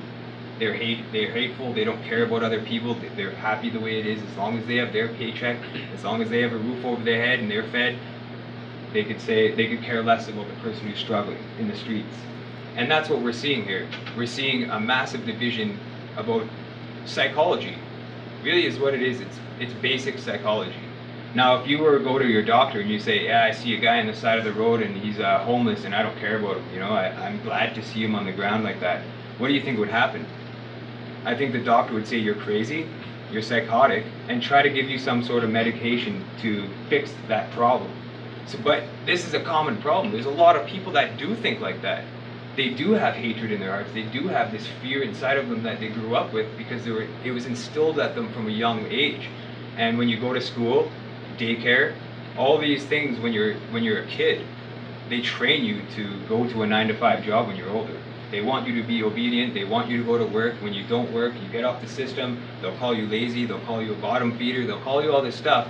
But really, people need motivation to go to work. And when they know that they're going to get a job that's not going to cover the bills, just the basic needs for survival, it makes it harder for them to want to go to work. And that's one thing that I've noticed with the people that I have talked to that are homeless. They just say the system's so messed, I can't get involved with it because I've tried and I've ended up in the ditch every time. So you also have people that are homeless, I will admit, that want to be there. They do it to themselves. They're drug addicts, they're alcoholics, they don't care to change their own life, which is their own choice. That's fine. But there could be a better world. That's all I know. There could be a better world, and I think that we have come to a point in humanity where we should be trying to reach for that new life. We should be trying to better ourselves and evolve, because if we stay in the same spot and we're chasing our tail around all the time, what's the definition of insanity? Doing the same thing over and over again but expecting different results. And I don't think that we're insane here. I think that we are trying new things, but there's a wall that's been put up that's blocking us from actually making a difference. And then they call us crazy. And then they'll throw you in the loony bin and get you on medication. And that's another big concern I've heard from a lot of people is the healthcare industry, the medical industry. They're too easy to give you a pill. They're too quick to give you a prescription, which is just going to make you even worse. It's going to make you more depressed. It's going to have side effects, which aren't actually side effects. They're actual effects from the drugs. And I've learned about several natural cures out there, several that grow from earth, They're plants, they're herbs. They've been used for a long time from native cultures, from ancient cultures that have been using and healing their people for centuries using these same methods. But the corporations and the pharmaceutical industries don't want this to get out, because first, they can't patent it. They can't put a patent on anything from nature because it's illegal. You can't do that. So what they've done is they've taken that herb or that plant and they mix it with chemical base, and then they put a patent on it, and then they're able to get it out to the people. And usually the chemicals they're putting in it make you worse. Those are what's giving you the side effects. So the pharmaceutical industry is getting rich. It's a sick care system essentially. They'll only profit if you're sick. If you're better and you're curing yourself, you're not a customer anymore, and they don't want that. They want their customers to keep coming in, so they'll make you sick by putting toxins in the food, carcinogens in the air. They'll put carcinogens in the food, in the water as well. Pretty much every community in Canada is has fluoridated water in it. And if you have done any little bit of research on water fluoridation or hydrosilicic fluoric acid, you'll find that that's not good for your body. I mean, it's not meant to be inside of you. You're not meant to be ingesting it. It's not meant to be calcifying your pineal gland. You shouldn't even have that in your system. It's actually labeled as a toxic waste. So if you look at the list of toxic waste, you'll find fluoride right on there, and then yet we're expected to drink this and not say anything and not protest and not come up with petitions and try to get rid of it from our local community. I mean, I think the people that are actually working to get rid of this stuff and to address these problems are the most caring individuals in the community, because they're doing it selflessly. They're doing it to help everybody, not just themselves. And that's really important, is thinking about others and not only yourself, which is why I've done this, is to try to meet as many people and have their voices heard as well.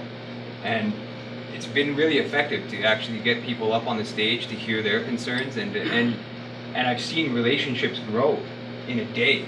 Just as soon as I show up, there's people that never met each other before, and next thing you know, they're talking about things and they're exchanging emails, and then they're working together on the local level, and then you got a team. You got skill sets. You got all sorts of different skill sets being used and thrown into the mix, and then you get a movement, and then you get changes on a local level, and that's what it takes. I mean, I do know that some of the larger cities have conflict between the local activist groups, the people that are trying to do this. There's definitely a lot of conflict where people don't get along, where people are they don't agree with one person's methods, or they don't like this person because of something they did in their past. Stuff like that is going to cause divisions, and it's really going to affect your movement. If you are trying to get rid of fluoride, and there's several people in the community that are trying to do the same thing, you should definitely be working with these people. You should definitely get together, meet each other, have a meeting once a month, do whatever you can, but make sure that fluoride gets out of the water, you know what I mean? Make sure that GMOs are addressed, and you're going to your supermarkets and letting the people that run those supermarkets, the owners, let them know what the health effects are when you eat GMO consumption.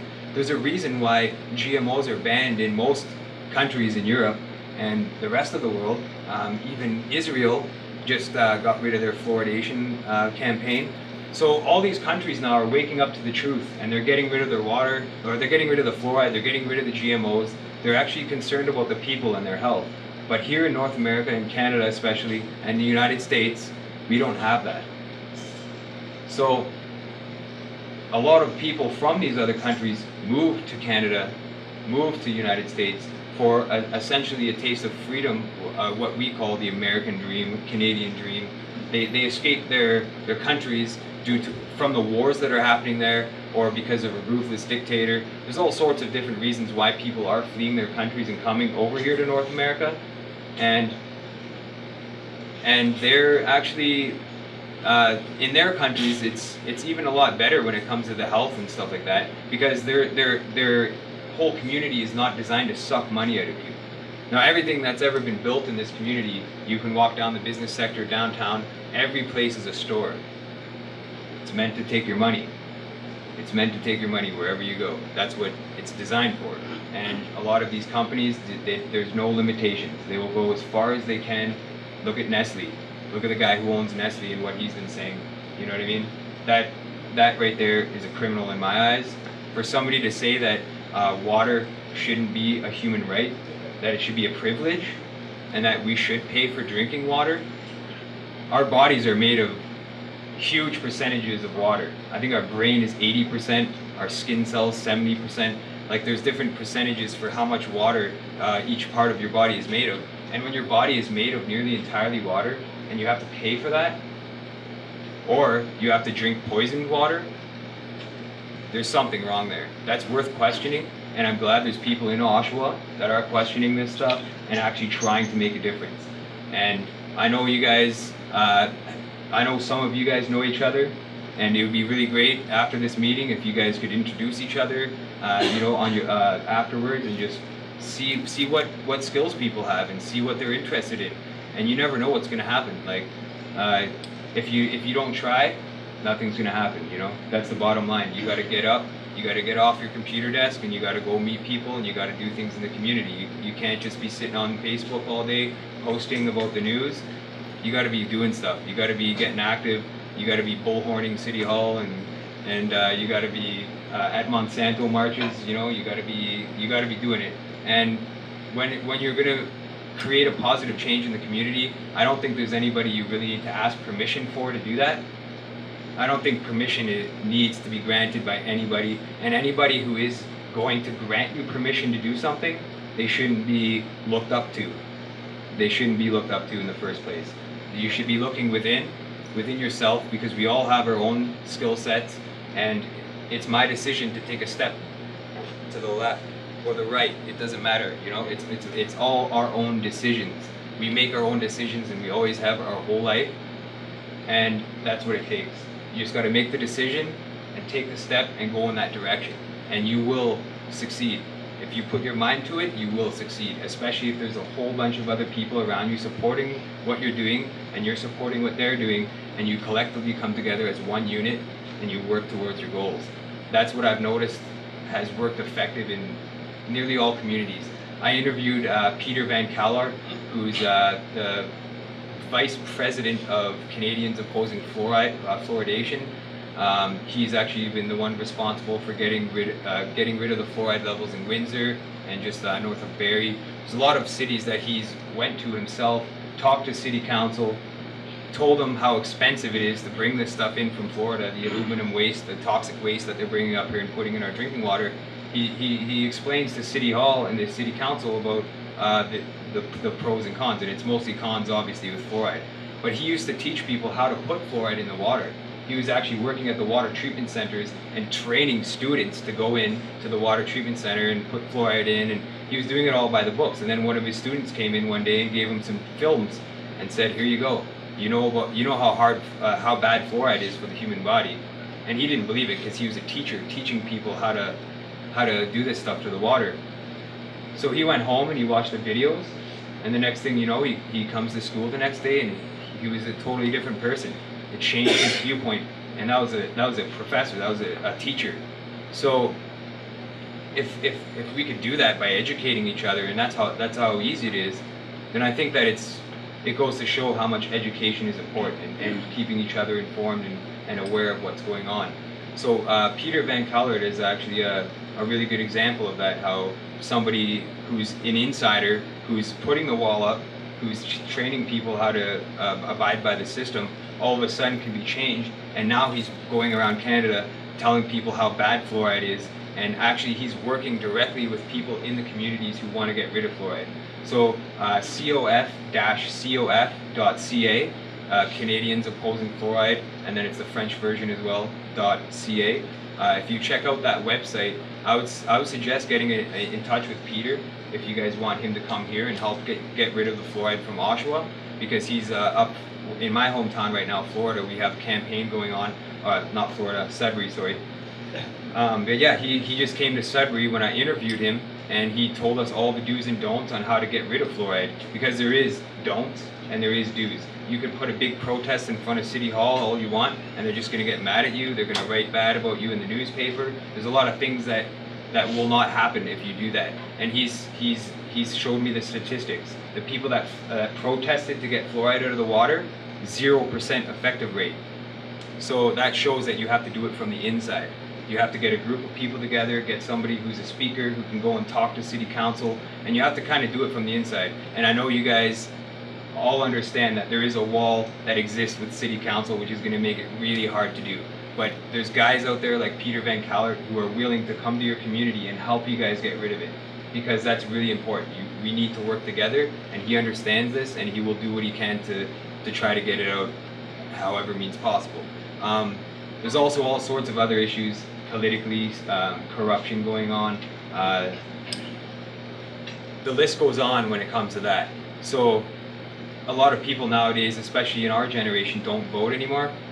They don't believe that it's effective. They don't believe it's going to make a difference, especially when you have guys like Stephen Harper stealing elections, like the last one, or you've got George Bush doing it. I don't know how Barack Obama got signed on for a second term, but he did it too.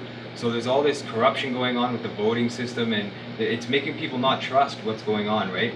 But there is solutions to that. You could vote for the lesser parties, just to make sure that you're taking the power away from the conservatives, liberals, whoever you don't want to be in there. You could vote for just any random small party, just to like balance it off, I guess, and give them your power. Or you could X out your ballot.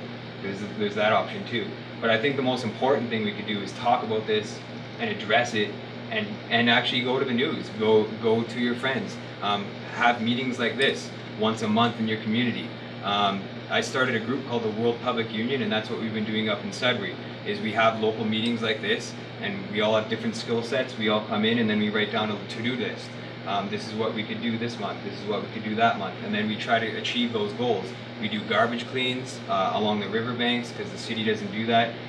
There's all sorts of things you could do in your community to help out, which is really awesome when you do it on a public level, because it shows people that, okay, there is a group of people in the community that do care about what's going on in the world. They do want to make a difference in the world, and they're trying as hard as they can to do so. And then there's also the people that will talk about it, and they'll complain about it, but they don't do anything about it.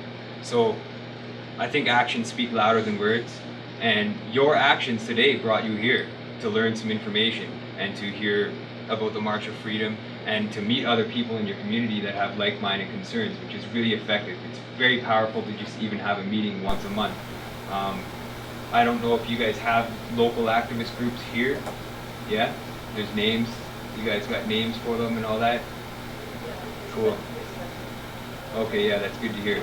So yeah, that's an awesome thing to hear, that there is already activist groups in Oshawa working to better the community. And I'm sure also attacking global issues, also trying to address global issues as well, because a lot of the problems we are facing are global issues. It's not just Oshawa that's going through that, it's communities all over the world. So it's really important that we do work together however we can to try to make a difference. And I walk through Oshawa to try to meet with people and try to learn from you guys, learn about Oshawa, learn about new ideas that I can teach others to help them out. And that's what I'm trying to do here, is hand off the information that I've learned and that I know to you guys, so that anybody who might not understand the problems or might want to find a place to look for this kind of information, or look for options to solve the problems, they'll have an access to that information. And I think that all starts with you guys, because I'm sure. Alright, so there's a nice chunk of the Oshawa seminar that happened, the speech that I did there, explaining a lot of issues, a lot of global issues, a lot of the reasons why I do what I do, and the reason why I even started Unveiling the Truth, this show that you're watching right now. I thought it was really important to show a nice chunk of that video, because I did explain a lot of issues in one sitting there. And that's kind of like an introductory to what to expect on Unveiling the Truth, some of the issues that would be tackled on the show. I'm hoping to get some guests on here, so that'll be lined up in the future, interviews with some important people. I've also got a lot of videos that I could show on the show, and we'll be looking at recent news headlines and just what's going on politically and economically in the world. A lot of the corruption that we'll be looking at will pretty much show the viewer that we're being duped on a massive global level. Anybody who's watched any of my films can clearly see that we're not being told exactly what's going on. A lot of information is suppressed by the media, and that's a big problem, as was explained in that video that you just watched. But I think one of the most important things is, after doing the March of Freedom and talking to so many people, I realized that there is a lot of changes that are needed in the world, and the only way that it's going to happen is on local level.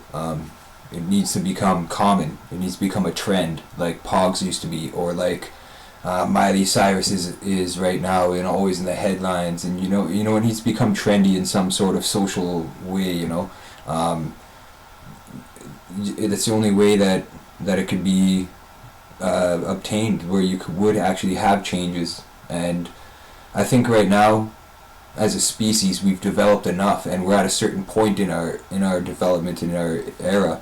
If you look back at history, right now, the information and the developments and the technologies we're coming out with is much more rapid now. So I think we're ready for it, for sure, and it's just slowly being held back by the globalists. They're suppressing it. That's what they're doing. They're holding it back. It's like a pot of soup on a boiler. It's just boiling up, and the steam's just building up inside. And you got to put the cap on it, and you got to hold that down, because it's starting to escape. That's the way the government is right now. There's stuff going on all over the world that's just all about political government stuff. So people are demanding change all over the world. And that's why it's important that there's more shows like this, there's more people knowing what's going on and sharing this kind of information and getting out there and talking to people and getting involved on a local level, because you can change things locally. If you go to different cities or townships or communities, it's different everywhere. It really is. There's a different feeling, there's a different atmosphere there, there's different small little rules and policies, and it's different everywhere. It's not the same anywhere. And that's due to the local changes that are made on a local level. So there is a lot of problems that are global problems that do affect the human race and like everybody on Earth, and that those topics are the ones that need to be tackled as well. But for instance, you could run a community off free energy very easily, where nobody in the community would have to pay for energy, and that's the way it should be. We shouldn't have to pay for energy. We shouldn't have to pay for water, because that's a necessity of life, and we need that to survive on this planet. But it is highly profitable for them to hold it back, and people are starting to wake up to this. People are starting to wake up to this all over the world, and that's why that pot's boiling, and that's why the government's getting pretty edgy about this kind of stuff. I mean, just look at Obamacare. How many people signed up for that? Not many. And why? Because they don't trust it. People don't trust the government anymore. They don't trust the media. People are awake. That's one thing I learned on the March of Freedom, walking from my home here in Sudbury to Halifax, and obviously I had to take a couple bus rides from injuries, and just because it was taking a long time and I needed to get to certain areas on time. But one thing I learned, talking to all the people that I met on that journey, and just going out and just talking to random people, it was totally apparent that people are waking up all over the place. And that's awesome. I mean, that's a great achievement of human spirit and human momentum, that we are changing. And I feel it, you feel it, we're all going to start to feel it. And I know for a fact that a lot of people are, I guess you could call them the prepper types, or that there's people out there that are expecting the worst. They're expecting chaos to unfold, and people turning on each other and killing each other in the streets, rioting, looting. I mean, sure, if it's orchestrated by the government, or if it was put out by the globalists to unfold that way, then sure, definitely that's what would happen. I mean, just look at what happened here in Canada, Toronto, the G20 there in Toronto. That totally was a globalist initiated response. Essentially, the media just kept looping that video footage of the cop car burning, because they wanted to show that the people in the streets were looting and stuff and rioting. And that's what they want you to think that protests are. They want you to think that people are like that. And when it's shown on the news, and it's in the media, and it's in the music and all that stuff, then obviously you're going to have a society where there is people that are brainwashed, and they're susceptible to that kind of programming that's put out by the government, and they will act like that. They will go out and loot in a situation like that, a panic situation. But what I've noticed is there's more people out there that if something were to happen like that on a grander scale, in any city, anywhere, people would work together. I mean, I know my neighbors. I wouldn't want to go next door with a gun and kill them or anything, and I know they wouldn't want to do that to me, and we wouldn't do that to each other. And that's the truth of it. That's the truth. They're programming us to believe that when crap hits the fan, people are going to turn on each other and kill each other and loot just for resources and food and all that stuff. But really, no, it's not going to happen like that. People are going to work together to change and change this for the better. They're not going to allow that to happen.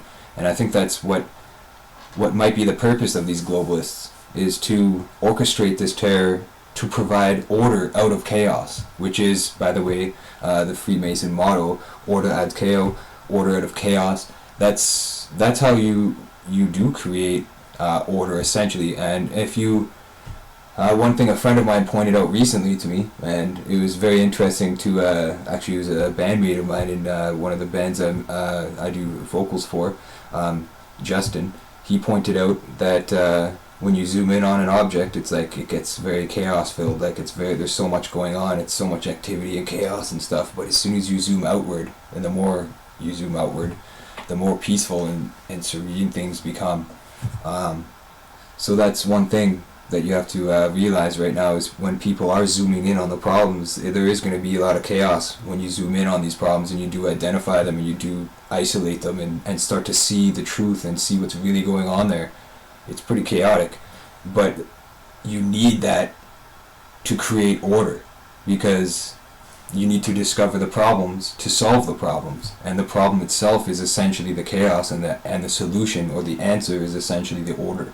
So that's what's important to understand about what's going on in the world. And when you know this, you start to come to conclusions about what's really going on in the world, with religion and war and politics and consumerism and just how they program us to be consumers. Like that's a huge one right there. The programming, the constant programming, the advertisement, we need to break free from that, because when we're born in this world, everything in nature is born in this world free, except human beings.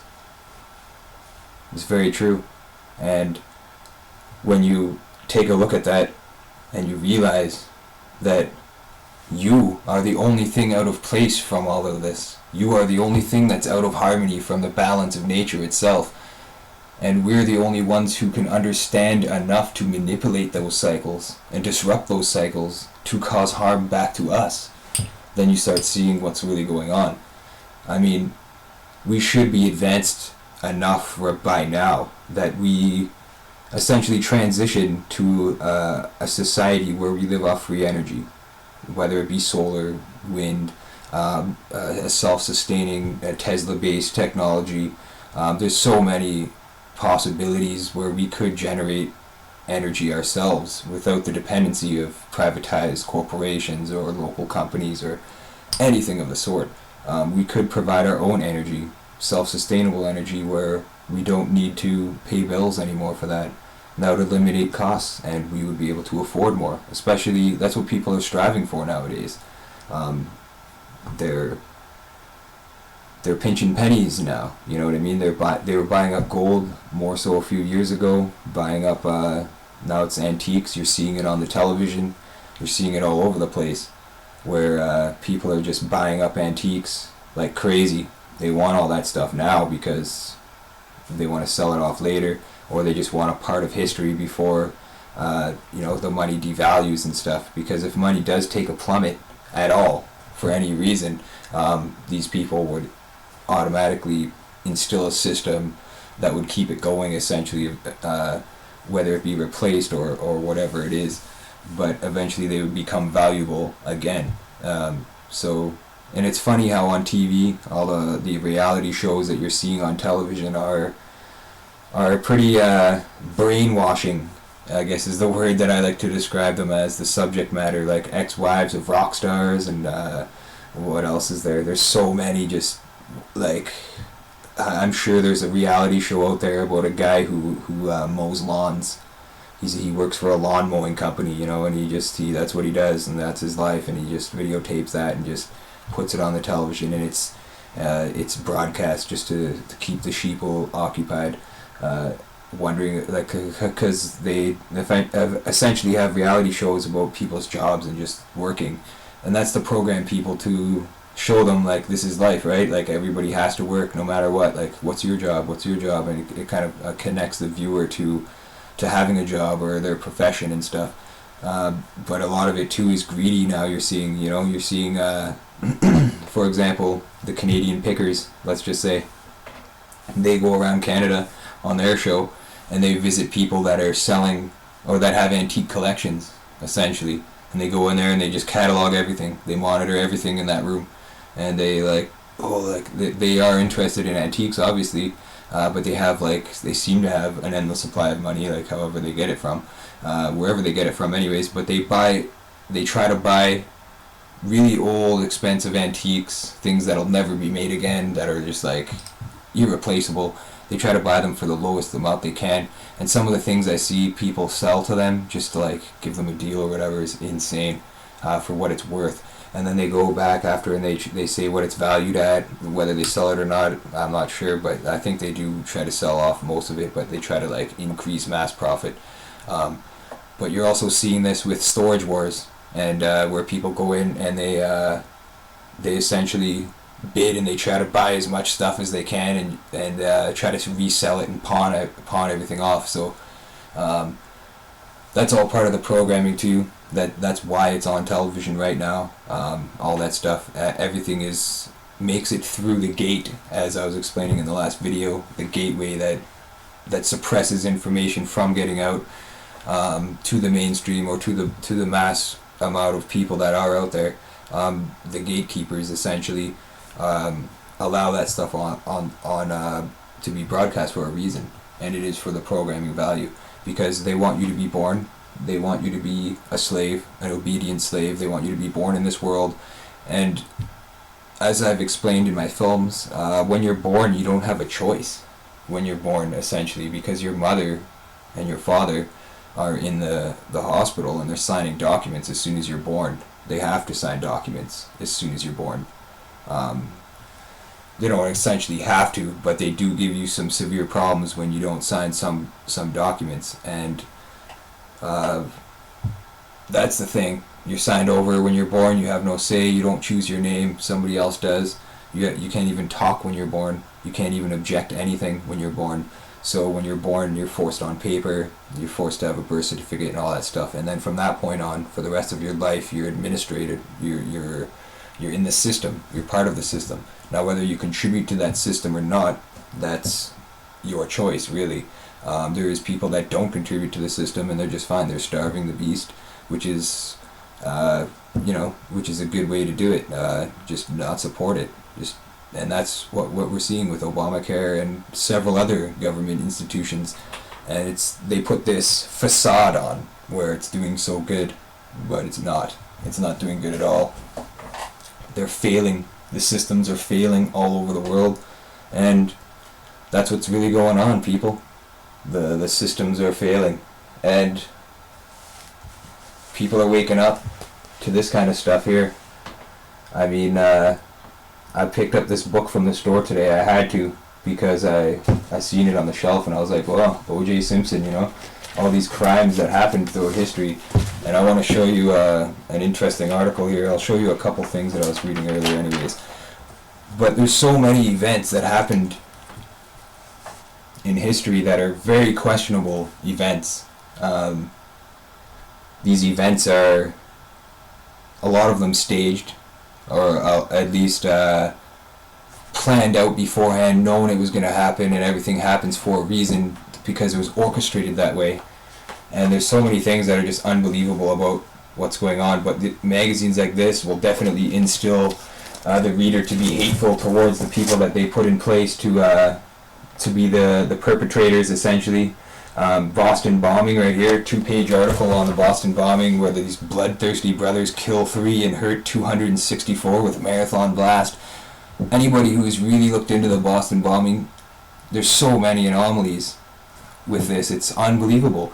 And this is a more recent event, I guess you could say. It's near the end of the book, and I think it is yeah, it's through a timeline. So everything it starts out with the earliest. I'll show you guys this magazine here.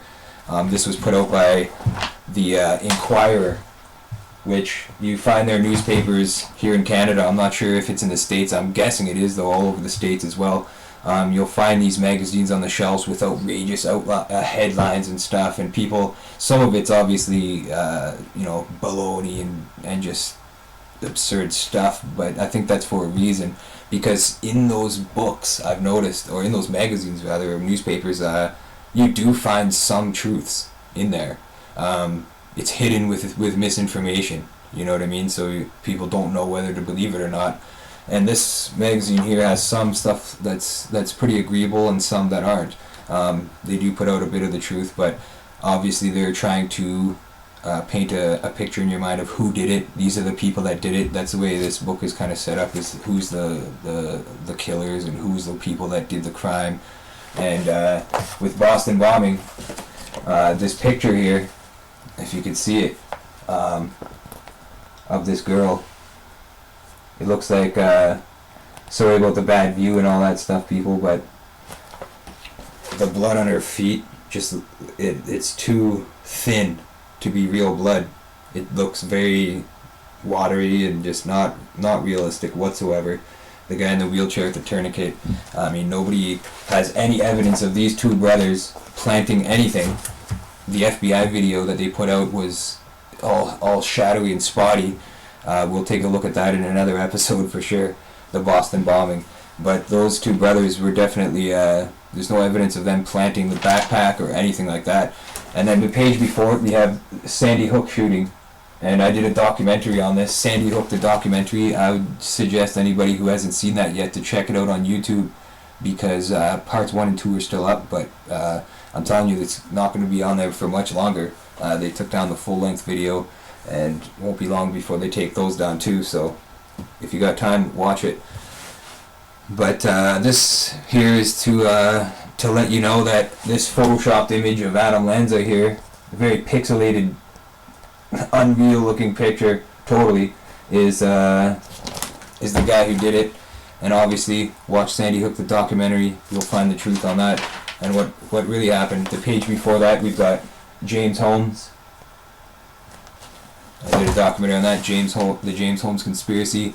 This is all just telling you what's going on. These more recent events that happened, it doesn't really have too much truth in them. It kind of has the more mainstream edge on what's going on.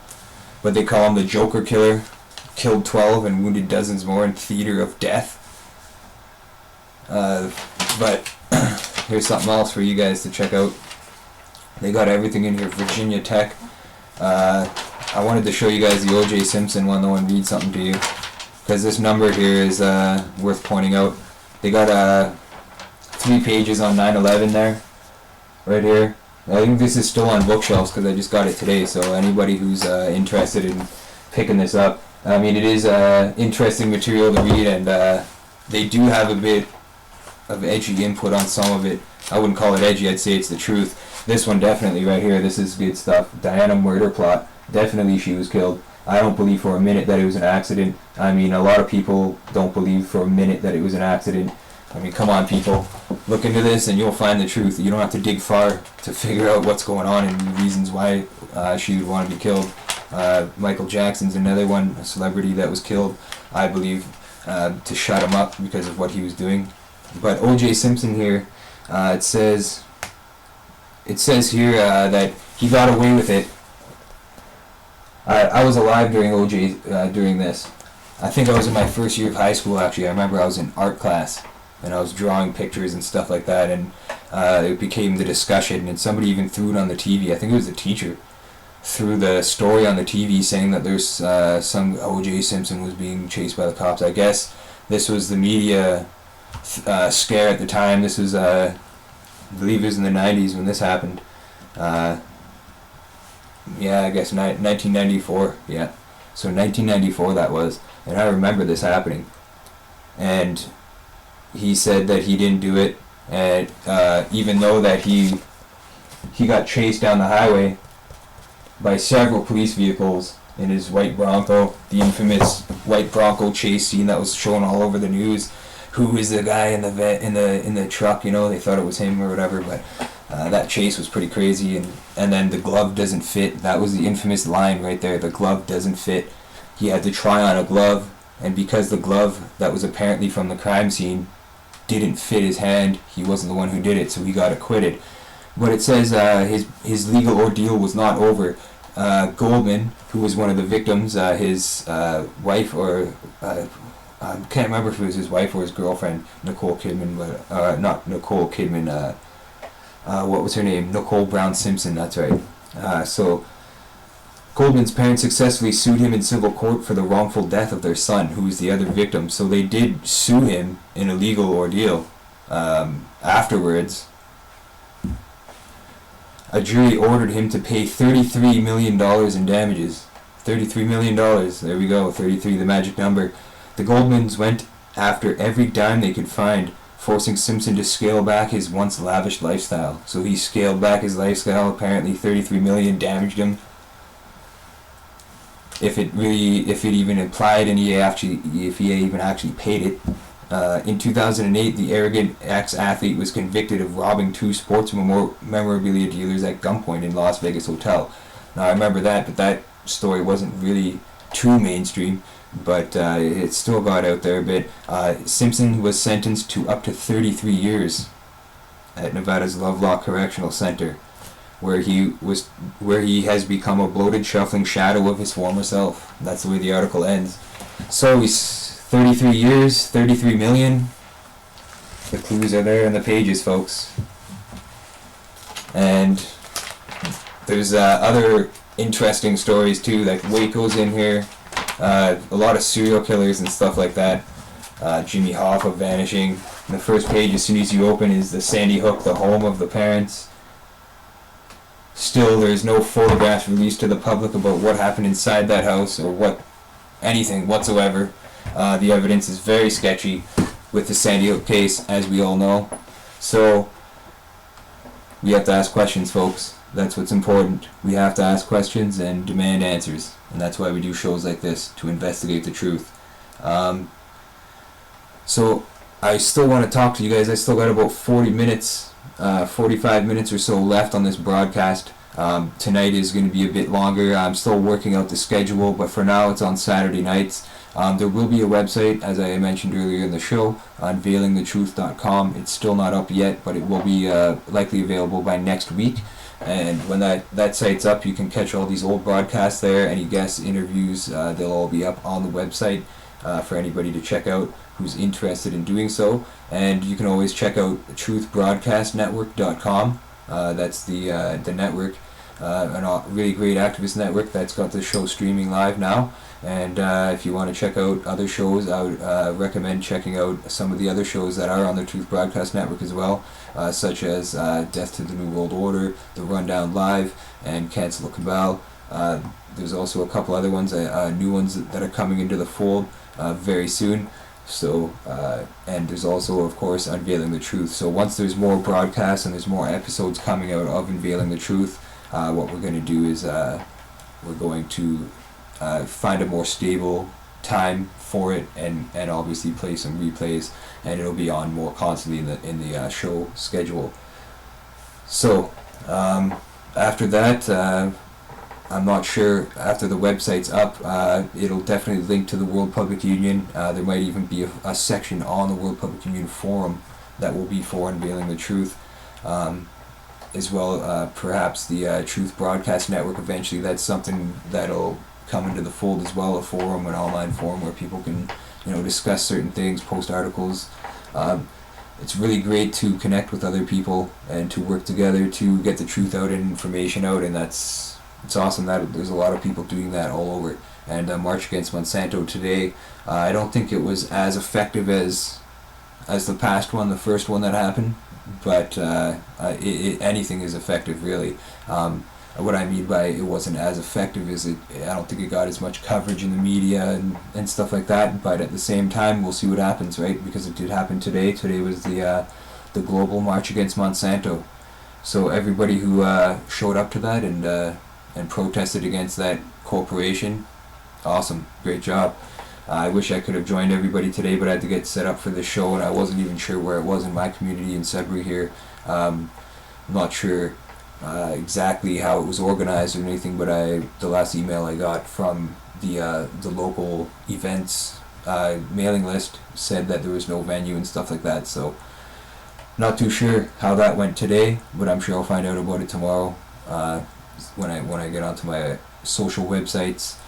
Definitely got to have a social website to get information like this out and networking and keep in touch with people, which is great. But one thing they don't like is us using those tools against them. But as I was explaining earlier, that's what people are doing really.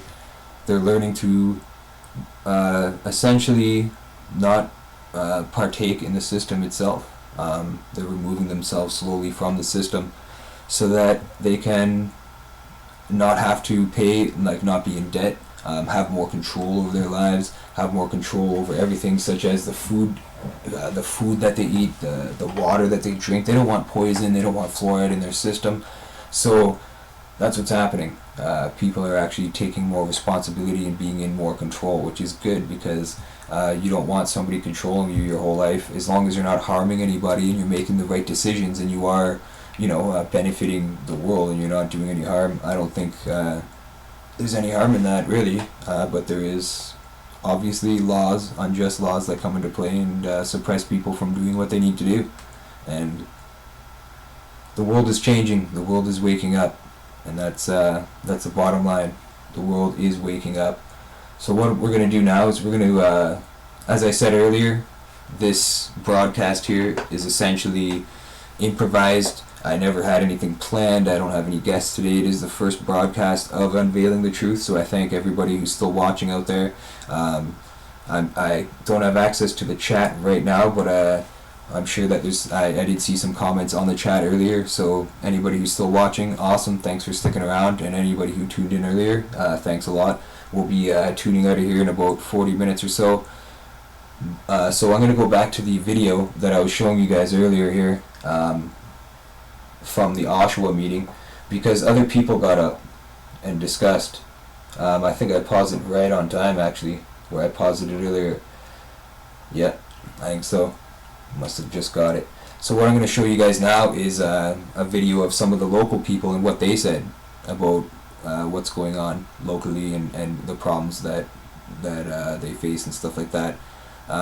Because it's really good to see different communities waking up around the world.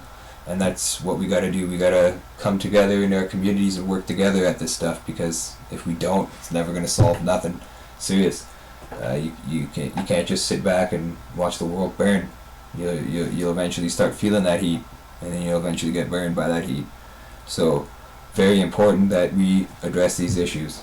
So we're going to take you back to the Oshawa video and show you guys some of the other people from Oshawa. So I got sick and fed up. Here we go. come up. It'd be awesome to hear from you, man. Cool. Barry Dutton from Oshawa. That's a hard act to follow, right? Doesn't get much more truthful than that. Shut your mouth and pay your taxes and do as we say. Right? That's what we've been conditioned to believe.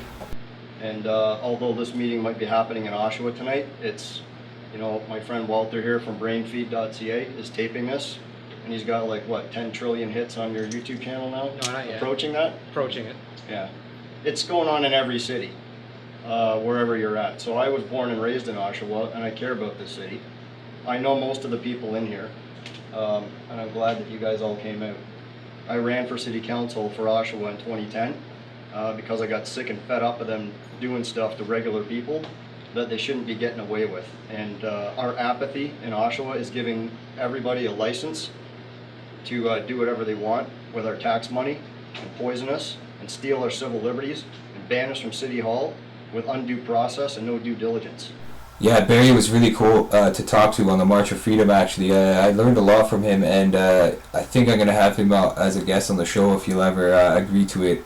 It'd be definitely great to have Barry on the show, or anybody else out there like Brainfeed. It'd be great to have Walter on the show as well, just because they know what's going on and they have their own input on it and stuff like that. So Barry actually is in a lot of the March of Freedom videos, so he'll be in the reality show, the final product. He'll be in a couple of the episodes, so look out for that. I'll be working hard at getting the March of Freedom done, and this is actually one of the seminars, the complete seminar from the March of Freedom from Oshawa. This is actually going to be cut up and stuff like that. Only portions of this are going to be used in the March of Freedom show because it is quite lengthy. I'm not going to show you guys the whole thing, but we'll get back to what Barry's saying right here. I just wanted to point out barrydutton.ca, I believe is the website. If you check it out, he's got some good videos. Definitely. He definitely has some good videos to check out on YouTube. I'm the only guy that I'm aware of that's been banned from City Hall twice for standing up for the residents. I think I was the only guy banned at all ever. And then I release a video on my YouTube channel, and then they ban me the next day. And then the next year, I release a video, and they ban me the next day. So there's a pattern. But that shows that these things work. When this video gets out and other people see it in your community, wherever you're at, I've said it before on all my activism or bullhorning City Hall or whatever's going on. It's going on in your city wherever you're watching, in the US and in Canada and in other countries. They just want you to be quiet. They want you to they're going to use the apathy against us because we're not uniting. We're not showing each other kindness. There's too much division. There's people that are spreading untruths and bold-faced lies in the activist community, and it's dividing us. I mean, divide and conquer. How old is that? Is that the world's second oldest profession? Probably. But you know what? If you're not willing to stand up to the people that are trying to take down your communities, then, I hate to say it, but we get what we deserve. In Oshawa, for the 2010 election, there was a 31% municipal turnout rate. That's not good enough. Where's the other 70%? And the question is, why aren't they engaged?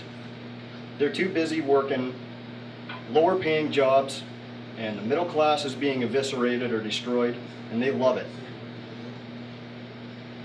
Because the apathy is being used to control our cities and our towns. People are working 2 or 3 jobs for $10 or $11 an hour. There's too much month left over at the end of their money. I've been a labor supporter. We got a brother from the CAW in here tonight, and they ratified a contract and they put a 10-year freeze on wages. They've got 3 or 4 tiers of wages, and the auto workers are some of the people that have helped build this country. They've built rinks for kids that people don't know about. Some of these labor unions that are being destroyed, they have built the fabric of this nation. And in the US, they built the fabric of the nation wherever you're at. And that's what they want you to do. They want you to bury your heads in the sand. They want division and lies between the activists that are trying to actually get things done. And that's not right. We were called to look after one another, and we were called to stand up for one another, and there's too much of the opposite going on in every town, every city, wherever you're at today. This happens to be in Oshawa today.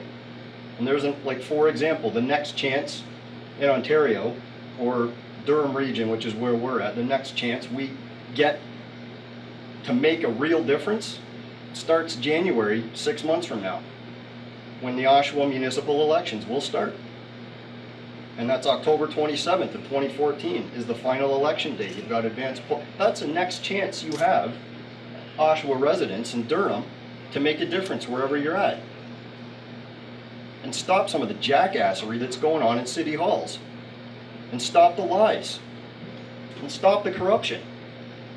That happens to be a sign that I made, and it's going on in every city. So, corruption at, insert the name of your town, City Hall, because you know what's going on. How many hours is on that sign, Barry?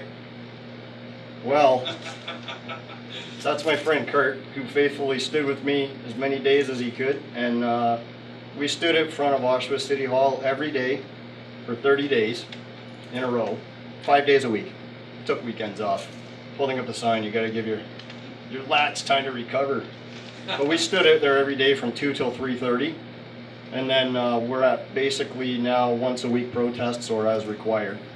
And there are people at City Hall that do not like it, and there are some people at City Hall that quietly have come to me very quietly, because they're scared for their jobs, and said, you know what, we support what you're doing. Please keep doing it. Keep the pressure on. There's people that are watching. And we have identified several groups within our city, just like you would identify in your city, several groups that support what we're doing because they know that it's going on.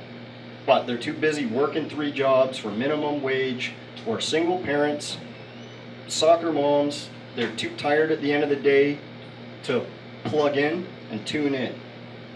And that's what they want. They want you to have this defeatist, worn out, tired, backstabbing attitude so that nothing gets done and the pyramid scam just continues. It's all a pyramid scam. That's all that it is.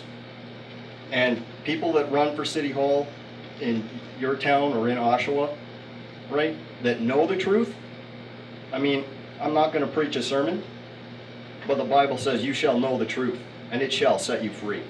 And if you look at the way that that's worded, whether you believe in God or whether you don't believe in God, the fact of the matter is that's covenant language. It doesn't say it might set you free. It says it will set you free, and that's a promise. The problem is that we're all fighting one another, and there's no kindness. We're called to look after one another and steward this planet. Like, I don't know where you're watching, but what other planet do we have? Do we have another planet? Because I don't think we have a backup plan. I don't think we have a contingency planet, and I don't think we're doing a good job of looking after our planet or our environment, our resources. And, you know, I don't have kids, but if I did, what kind of legacy would I be leaving them? What are we leaving the next generation? Nothing but a pile of debt, fluoride in our water, neurotoxins in our environment, divisions among activists that actually know the truth. It is unacceptable. So in Oshawa area, well, for example, you get a chance next year to make a difference. You get a chance to kick these corrupt bastards out. And it's just that simple. It's a hard act to follow a guy like that. And I'm honored that I would be asked to speak at an event like this, because I know 2 things are going to happen. Some people out there are going to watch this and say, yeah, man, that Mark guy knows what he's talking about, and these truths are self-evident. There's a reason why that's written in, you know, U.S. language and politics. It's true. These truths are self-evident. They don't want you to know the truth. And they don't want people elected that will run the corruption out of City Hall and stand up to them, because you know what? I don't want to touch a nerve. Well, look what happened to JFK. Mark said everything that we need to say. There are targets on the backs of activists. And you know what? Some of the activists are putting the targets on our own backs. By spreading lies and malicious rumors about one another, it's not going to work. It just keeps the corrupt people in power. You get a chance in Oshawa area or Durham region or Toronto in 2014 to elect some fighters and elect some people that are truthers. People that don't have mental incapacities, right? Incapacities are labels that a lot of truthers like to put on one another when somebody's getting too much traction on an issue, or the visibility is too high, or somebody's jealous of something, or you owe somebody at City Hall something, and there's a bunch of political suck-ups taking your tax money and using it against you to keep you sick and weak and defeated. The middle class is shrinking, and we're paying the freight. It's true I sell real estate, and maybe some people think, like, yeah, that's not very blue-collar. But you know what? It is. It is if you remain true to yourself and you seek the truth. And we are called to look after one another. It's not an option. And we're not doing a very good job, and we are failing. It is that simple. And some people don't want to hear these things, and I'm sorry. But it is a fact of the matter. In Oshawa, you get a chance in 2014 to make changes and elect some people that will fight for your rights and are sick of the crap that City Hall is throwing at you. And if it sounds like I'm laser focused on Oshawa, it's because I am. I can't fight every battle. I can't fight everybody in this room that are spreading untruths about one another. But you know what? I will fight for you, and I do care about you. And it's just that simple. And I don't want to put anybody on the spot. I'm going to end my, however long I spoke, I tend to be wordy. I'm going to end it there.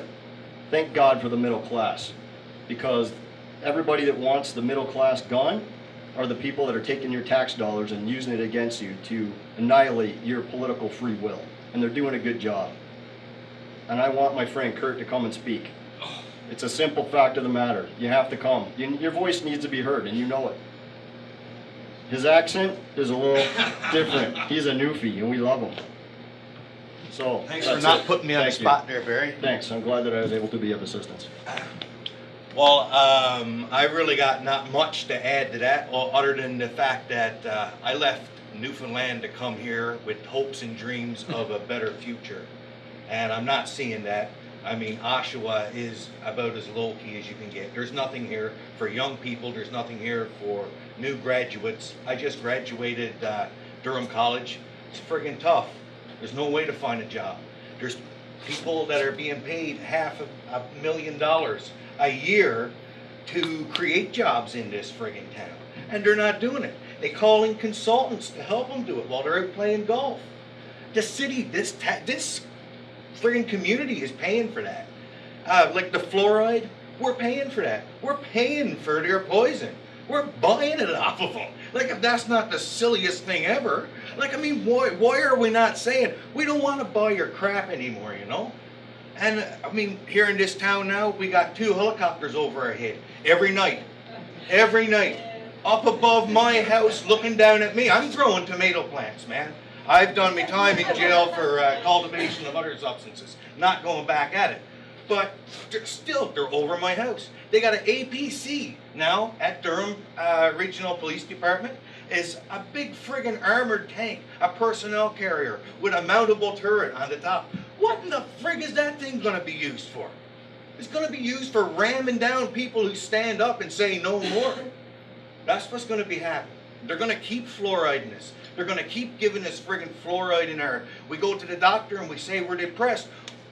They hand out the pills faster than your local pot dealer, you know? It's crazy. There's nothing being done about it because everybody's asleep. And it's like Barry was saying, everybody's divided because everybody's saying, oh, this fellow said something about somebody 5 months ago and blah, blah, blah, so we can't listen to him because he's an idiot. Or this lady said such and she's against animal rights and I'm a strong advocate of hunting, so I can't be friends with her. But, you know, it's so stupid.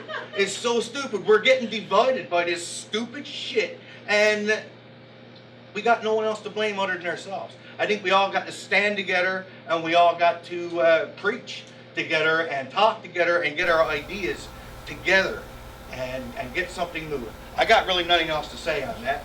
So thank you for your time.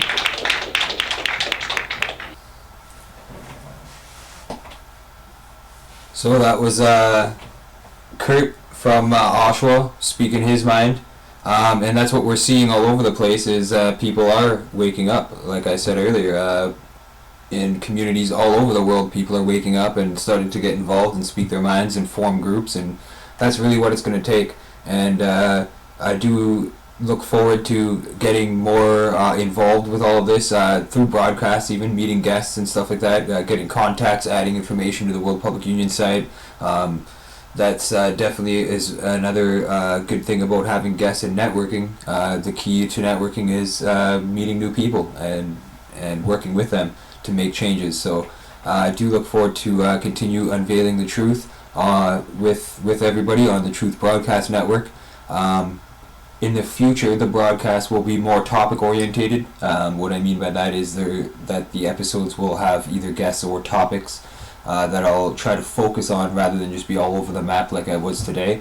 But today I thought it would be nice to introduce people to who I am essentially and why I'm doing this, and give an introduction to the host of Unveiling the Truth, essentially, since it is the first broadcast, as well as show people some clips from the March of Freedom, as well as just to show people that people are waking up on a local level and there is things being done about these problems, so that people don't feel helpless, essentially, so that people don't feel like their actions are not doing anything and making a difference.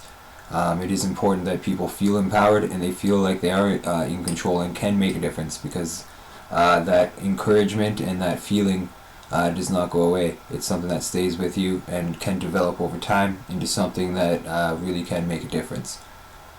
So, we've got a little bit of time left here, maybe about 12 minutes or so for the first broadcast of Unveiling the Truth. I just checked out online there actually, and I noticed that I think the feed got cut short at a certain point in time from Truth Broadcast Network. I'm not sure what happened there, but it seems like I'm not running live on the Truth Broadcast Network anymore, but on the channel, on the live stream channel, I still am.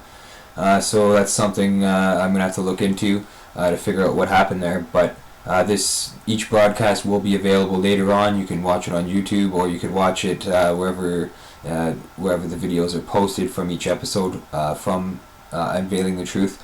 This first one's a 3-hour episode. It was a long one, and it was hard to do actually without any guidance or anything to go by. Really, I just went off with the flow today. I didn't have anything planned. I just wanted to show some interesting, unique videos that people haven't seen before, likely, and from some of the experiences I've had as an activist and as what you would call a truther. Truther means truth, really, and that's what we're doing here on the Truth Broadcast Network and Unveiling the Truth. The truth is what really matters, and we got to keep going. We got to keep going for that, and it is making a difference. So, before we go off air though today, I would like to thank the people that have helped me out again, Harry Link and Mike Pachesney from the Rundown Live, for helping me get set up and to learn the program, helping me through getting everything set up so that I could do this. I thought it was really important to do a show, something like this, just so that I could be more direct with the audience and be on a personal level to get information out on a more constant basis as well, and to obviously meet people and learn myself, educating myself on a lot of what's going on in the world. That's very important as well, that we are aware of what's going on and all that kind of stuff. So one thing as well, in the future, like I said, there will be a website up. Unveilingthetruth.com will be up. You can also check out this broadcast again on the Truth Broadcast Network when it gets posted. All the broadcasts will be posted on different sources, so keep checking for that. And anybody who hasn't checked out the Truth Broadcast Network, definitely give it a shot. Check it out. Check out the other shows on there. They're worth checking out. There's a lot of good information that's discussed on those programs, and there is a lot of good, interesting guests as well. So, with that being said, I guess we're pretty much out of time now. We've got about a few minutes left, maybe 5 minutes left in the broadcast. So I'm just going to get everything set up here so I can get off air. And I do apologize for the technical difficulties during the show. As I said, this is the first broadcast of Unveiling the Truth, and I tried to do the best job I could for everybody, because that's all I could do, really. It's a learning process for me. I just kind of jumped into this just to get the information out there for people. That's the main reason why. And I just, like everything I do in life, really, it's just jumping in, right? You don't think too much about it, but you just go. And oftentimes those are the choices that we make in life that actually make a big difference, are when we just dive into something without thinking about the repercussions or anything. The future looks bright. That's all I gotta say is what we put into it is what we get out of it, and I intend to put a lot into this show, so and obviously advance it and develop it over time. So thanks for sticking with me, and I'm out for the night.